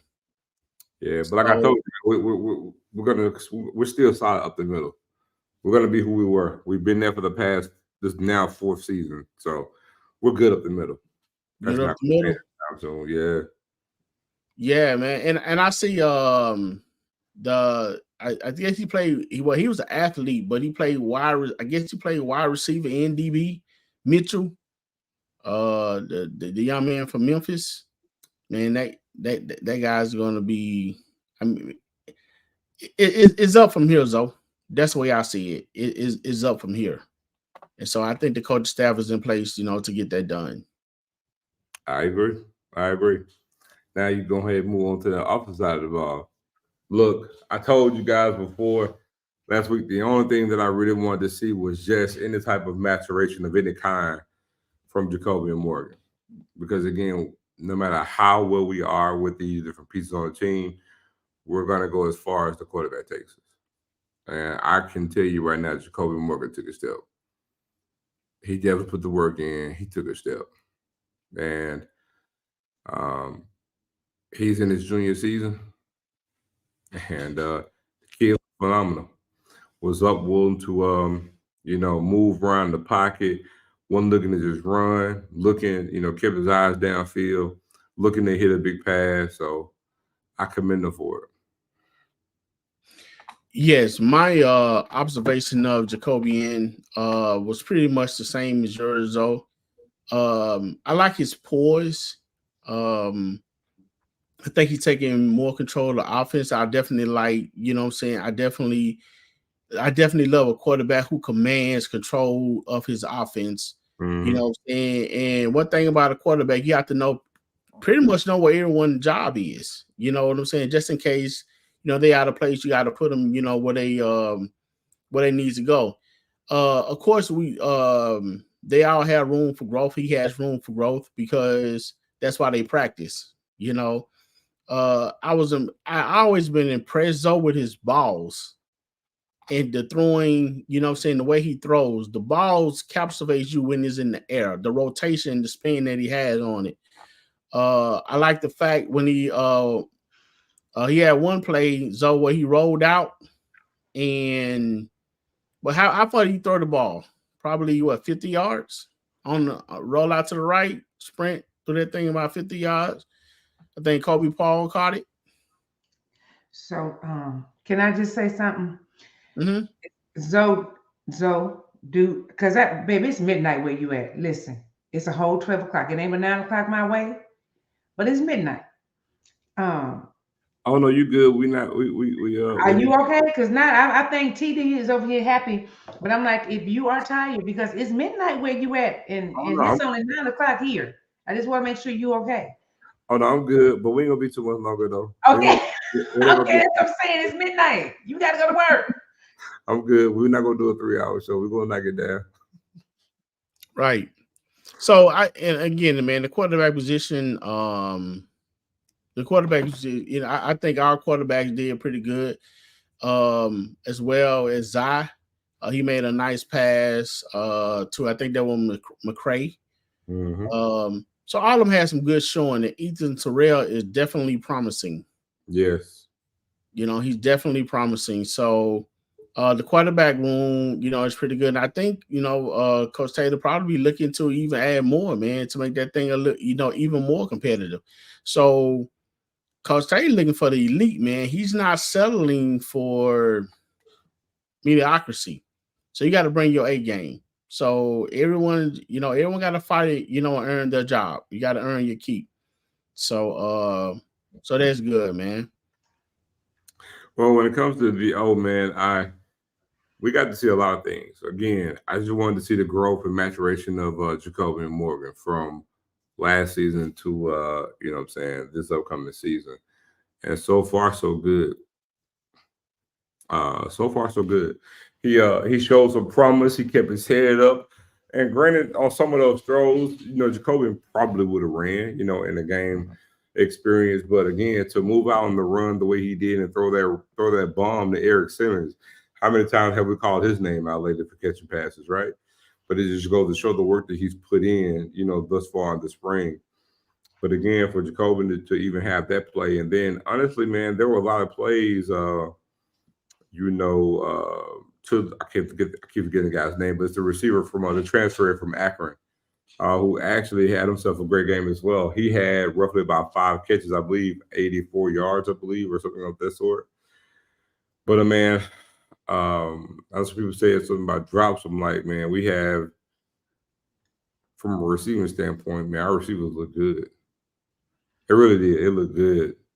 You know what I'm saying? So yeah, man, that's one everybody was asking about, Doc. Number 88. Jamil Gardner. Jamil Gardner. That's who the transfer from Kent State. That's what I was just doing. Yeah, he had himself a game. Yes. So the receiver showed flashes of being really good. Jamil Gardner, McCray. Yeah, McCray. Yeah. And before y'all go, can I just, because I wasn't there, how was our kicking doing? Because we got kickers. TD. Oh, the kicking. Yes. How? Okay. Yes. We still have we still have a school of kickers. Okay. Rochelle. We still have. I think his name is Watson. Watson, the gentleman that was on campus when we was in Dire Straits over having a kicker. He came through and was nailing that thing. Definitely at Alabama A&M when he first jumped on the scene. He's still there. We have a good long snapper in Hunter Barnes. And Rochelle, for your viewing pleasure, Leilani kicked the extra point. All right, Leilani. Oh, I'm sorry. 2. Yes. Look at the balloons that popped up. Where the balloons come from? That's come from. I know. I saw that. That was all did that. So yeah, so the King game looking pretty good, but Coach Taylor's also looking to add to that room, Rochelle. He said that he will not get caught in that situation again where he, do not have a kicker. Awesome. Well, I'm good. I'm good. Y'all good? I think the last thing that I would touch on, because Zoe did touch on the offensive line, we touched on the receivers and the quarterback, the running back room. Blunt,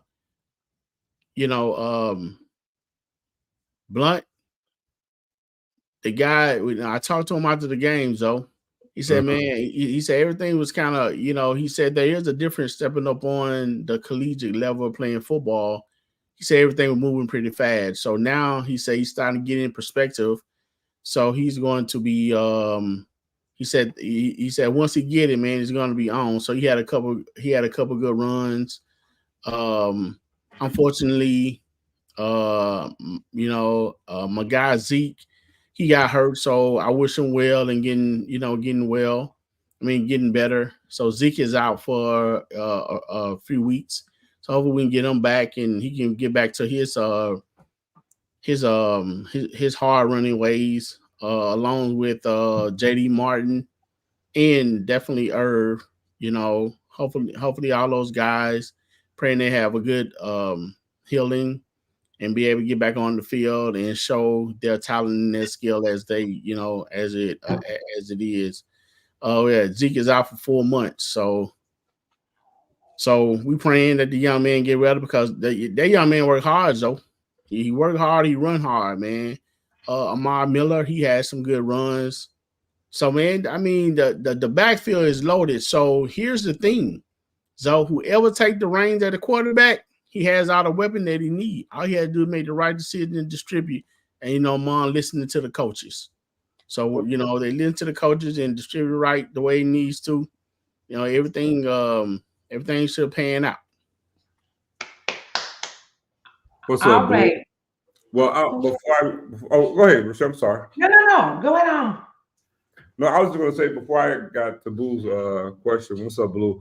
I was actually going to speak to add to TD's point. The one thing I like about the quarterback room is that yes, even Terrell showed promise. We safe to say we hit a home run on that guy at quarterback, and being that he's early enrolled is a good sign. So him to actually get ahead of the learning curve in this spring, getting acclimated to school, learn that playbook, and working on his body to gain strength. But let me tell you guys, I know when you guys see him, Coach Beef said himself that honestly, right now in the States, that Ethan Terrell is actually a strong kid. He's just simply a hard gainer. But people look at him and think of fragile, think of being fragile. Like, no, he's not. He's actually strong. He comes from a high school where they have a good, weightlifting program, and he's strong. He's a hard gainer. But also to your point, TD, receivers look good. I know, again, we may have dropped some balls, but again, even with some of those, wasn't detrimental or a bad look at, the amount that we actually dropped. Some were some tough catches, and that's okay too. The main thing is, having those attempts, at trying to, to get that rectified. But then when you look at outside of quarterback, you look at running backs, and man, what can we say? About what we got starting at running back. Right. Team, that portion of it is good. The only thing that we really didn't show much of at that game was tight end play. Mostly had one guy 84. Jensen was being held out. We saw that particular tight end do mostly go in motion and run a lot of basically blocking. And that was one thing that we didn't really get a chance to see to critique on. But O-line play kind of was what it was. It was a makeshift thing. And again, they pieced and patched or felt what they could have a good chance to do certain things. But all in all, man, I'm definitely excited about what we're doing on offense. I like the changes that we've made thus far with regards to that roster makeup. But the main thing of everything is the way Coach T.C. Taylor and that staff is working from a recruiting standpoint and who they're trying to get in. And to answer Blue's question, Blue, you weren't here earlier, but O-line play wasn't the best, but that wasn't the first team O-line nor the second team O-line. They pieced different players together because we had quite a bit of injuries. They kind of held everybody out on those players as precautionary measure. But that's why you saw so much seepage in the line. You had a makeshift line of second and third stringers, and then, who they think can actually play and, what player needs to get on the field and make some plays as well. So, but all in all, we have some good O-line pieces. We got some more commitments coming this week. I can tell you guys that. Very, very great looking prospect coming to JSU. To elaborate on Blue question before we get out of here a little more, Zoe, I did spoke with Coach Ramirez. He's looking for more of zone blocking. He's like quick scheme play. So that's more of his aim. Far as being able to slow down the great, pass rushing has become a strong art in the game right now, and you have a lot of really good to great pass rushers. So you also need that quickness, to be able to get out there along with, fill in the hole as far as the linebackers. And like Zoe said, a lot of it was, a mix and match of offensive linemen in there. You notice that they even playing Quay Davis a little bit on the right side, and Towns Blue got in, which from my understanding, Towns Blue had a really good camp, Zoe. Mm-hmm. Was it James? I think it was James. James also showed improvement. So between he and Towns Blue, they've been playing pretty good balls coming into the in the spring. So I think we did see love in the game. So man, I think it's all gonna come together. Football offensive line is all about timing and gelling. So sometimes it may take a game or two for them to really get on the the same page that they need to be on, in order to really get it together. So I'm expecting a good offensive line, showing they have some prospects they still looking at to come in for the offensive line. So I don't think that'd be a problem as of right now. You always got to play the game, but as of right now, man, all positions are really being have been addressed, and it's really going well, man. So we're looking for great production this year. Okay, Randy, we're not asking. You just came up in here. Ain't nobody gonna go that deep on you right now, Randy. No, Randy, we're not doing that tonight. But listen, y'all remember what Coach said. Coach said, what y'all seeing right now ain't what you go see in the end. So I'm just because I'm looking at all these questions, is that I don't think it mattered because Coach said in the interview, and if you don't watch the interview, that's why I'm stressing. Coach said that he got like a whole lot of more people to fill, And the people that you see now will not be on the end result. So I just think we need to sit back and chill and wait for the end result, because everything we're talking about may be mute anyway, since he say what we see is not what we go have. Okay, I'm done speaking. But I do want to add that too. No, injuries has nothing to do with a conditioning issue. We're one of the best conditioned teams in the conference, and Coach Beef does an amazing job with this particular, with the team. And yes, but here's the thing: it's not so much that it was an issue last season. It's a well-known thing for every team in the spring. You want to try to come out of the spring as healthy as could be.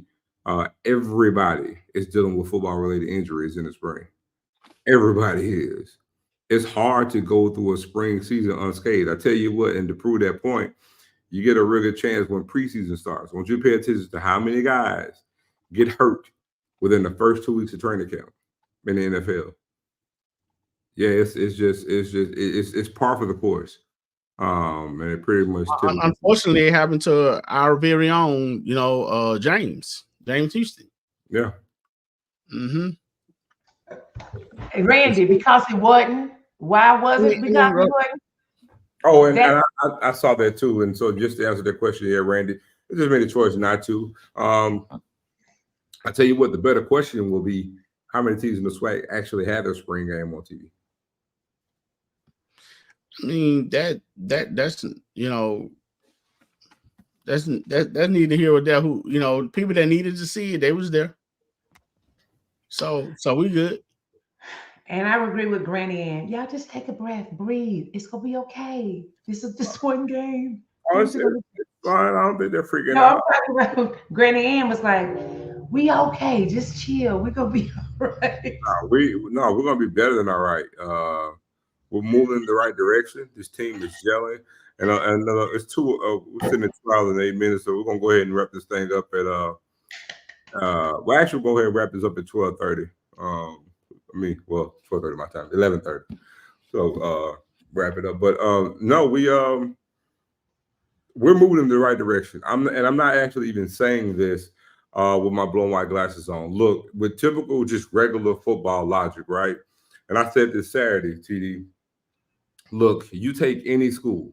Let's take Jackson State off of the name of this.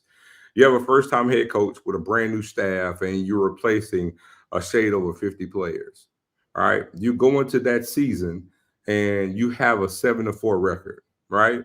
Forget how the games may have fallen, whether you could have won or whether you could have lost, right? But you are what your record says you are, right? We have a first-time brand new starting quarterback who was actually the backup at the beginning of the season, and at the end of the season was taking the team by the reins.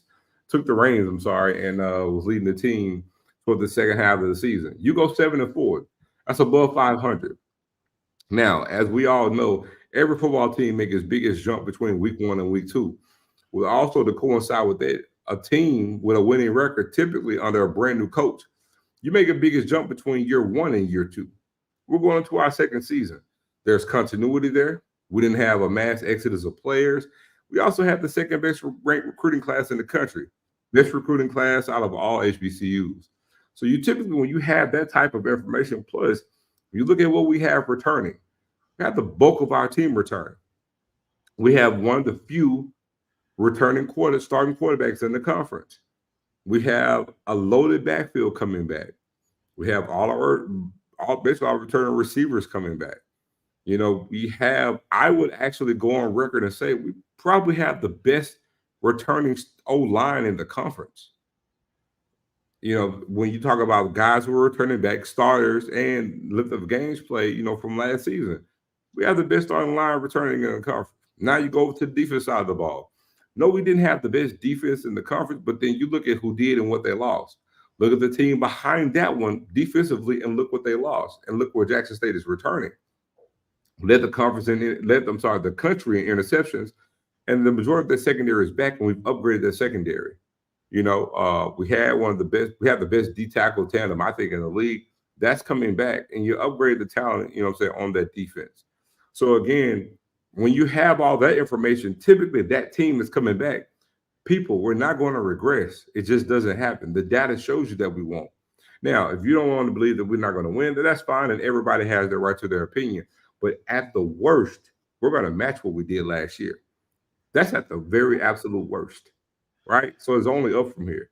Now, what's going to make the difference between, you know, an 8-3 team or a 9-2 team and a 10-1 team? It's going to be those small little nuances. But from a talent standpoint, continuity standpoint, and a scheme standpoint, we're going to at worst be what we were last year. So we're not going to regress. So there's no point even worried about that. Right. Go ahead, Rochelle. I just think, like I said, I watched I watched the interview with Coach, and he was, like you said, so he was more excited on, like, this is solid for him. Last year was a rush team that he built. You know what I'm saying? This one, he is like excited about it. That's why he was excited about the coaches he got. He was excited about the team, because this is like really his team, because the first team, he with everything that he lost and how fast that he had to gain, I think they did an amazing job. And so now, like, this to me is that I just never seen so much light and smile on him, and how excited he is about the team that he has now. And you know what, Rochelle, with all that light and smile that you were seeing, he's still not comfortable. He's still not done. I know, right? He was because he really aiming for perfection. He really building a team. You know, you can win when you have two teams inside of one. When you have a team that can start, when your backup can start, you know, on anybody else's roster. They can be a star, but they're a backup on your roster. That's what he's looking for. But when you plug them in, they still have the starter capability. So that's what Coach Taylor looking at, man. I mean, he's serious, he's passionate, he's taking no prisoner, from the quarterback to the defensive back, along with his staff. I mean, and you know, Doc said something about Ramirez being the zone blocker when he played for the Broncos. And anybody that watch football know what kind of running back, know what kind of yardage that Denver used to gain, you know, once, you know, with their running backs. With that being said, if he can implement that scheme in with his offensive line, with the skills and the quality of offensive line that he players that he have, and gel them together and horn them together and get them real and get them nasty they need to be with the running backs that we have. I mean, it's right there from here. I mean, you know, it's so yeah, man. It's pretty exciting, you know. Well, and to add to your point, TD, now we saw a lot of promise, we saw a lot of upside, we saw a lot of growth, but even with all that growth, there's still some questions that need to be answered. We still aren't where we're going to be when we're talking about that first game at Louisiana Monroe on August 29th, you know, on the road. You know, again, we still need to see more continuation of Jacoby and their quarterback. But I also think it's great that we had that Zai is still progressing and showing promise as well, because you know, whoever wins that battle, that you're going to have a good starter, but also a more than capable backing up who actually could be the starter as well. And we also have a promising, great promising freshman at quarterback. And we need those. And we possibly may get another one to add to the fray. But also, you know, again, there's still questions that got to get answered with this team. You know, we are nowhere near what we're going to be. And still need to see the linebacking core get together and do it. We still need to see, you know, what Jacoby can do in that first game. It's going to be a more than formidable opponent in ULM. But also seeing how Herb Mulligan comes back. You know, how healthy is he? You know, will we see the same running back that we saw last year? You know we have a deep running back room. And let me just tell you guys, we have an extremely, extremely talented wide receiver room. But even with that talent that we know in that room, and I put it up against any wide receiver room in this conference. But even with that, we got to see the productivity from that room. You know, we got to see it, and they got to produce. We had Fabian McCray. I think Fabian ended up with maybe about almost 50 catches on the year, if I'm not mistaken, almost 50. But even with that, you know, we need to see it as a group, as a whole. But again, and this is not to say that they weren't good and they performed, but we had too much inconsistency at quarterback play for obvious reasons, right? And so that's when we match it and saying that we want to see the progression of Jacobian, that mirrors with the productivity of the wide receiver room. Hey, Zoe, just I kind of add to what you were saying for you to continue as well. Let's not forget about Richard May. You know, we heard that he was having a great spring season before he had a little, pinch in his shoulder, so he wasn't able to play in the spring game. I heard he was like one of the leading receivers out there, doing the thing, man. So he was pretty disappointed that he wasn't able to play. I think it happened toward the end of the last practice. So, the young man tweaked his shoulder, so he wasn't able to play. But the word was he was out there doing these things, man, doing these things. So we're looking to see, a good healing for Richard May and see him back on the field and see what he's capable of doing. Mm-hmm. And again, we mentioned already about the O-line play. So again, there's nothing to everybody forget about, because again, that wasn't the first team offensive line or the second team offensive line. It was a makeshift thing of individual players to plug and play. But again, so the promise is there. Again, it's just that we have other questions. And I also say this, even if you saw and everything looked good, that's still the spring. It's not a finished product. Right. But, and that's the thing I want to caution everybody. So, it's, don't go into this thing and say, oh, my God. So like I saw somewhere, someone was like, oh, the team doesn't look conditioned. I could just tell you that's a flat out lie. Oh, man, I don't know. That team is conditioned like hell. They are not tired in the least a little bit. If you think Coach Beef ain't doing his job, man, I got some beachfront property. I'm telling you, in Idaho, he's doing. He's working, running the crap out of them. Trust me, I tell you. So again, it's just we got to see it. We got to see it, and they just got to grow. But again, it's April. We're talking about, man, look, the last weekend in August. So we literally got quite a few months till we get there. All right. So, but look. Go ahead, Steve. Yeah, I just want to say this one thing. Jason, I'm not gonna rock with you on that, man. That running back field is nice. Of course, Irv is Irv. I mean, he do what he think. We fell in love with him from his production, and we look forward to that production again. But don't fall asleep on the rest of those guys in that backfield, in that room. Man, look, look, I call them that's the M room. And the first M out that room is Irv Mulligan. The second M out that room is JD Martin. But let me tell you, that doggone Aubrey Miller. It's a room full of M's now. That Aubrey Miller. Ahmad. Well, yeah, Ahmad Miller, forgive me. Aubrey little brother. We ain't gonna say that. But man, Ahmad has been doing the dang on thing. Yes. He is toting that, man. He is toting that tater, man. But yeah, I'm telling you guys, man. The way we're rolling, you guys are going to be well pleased with the product that we put on the field. Yay. But look, hey, man, y'all got anything else? We'll get ready to shut this bad boy down. Go get you some sleep, brother Zoe. Oh, he is. You did good. You did good. Listen, man, I want to just end this thing up. But again, how we started.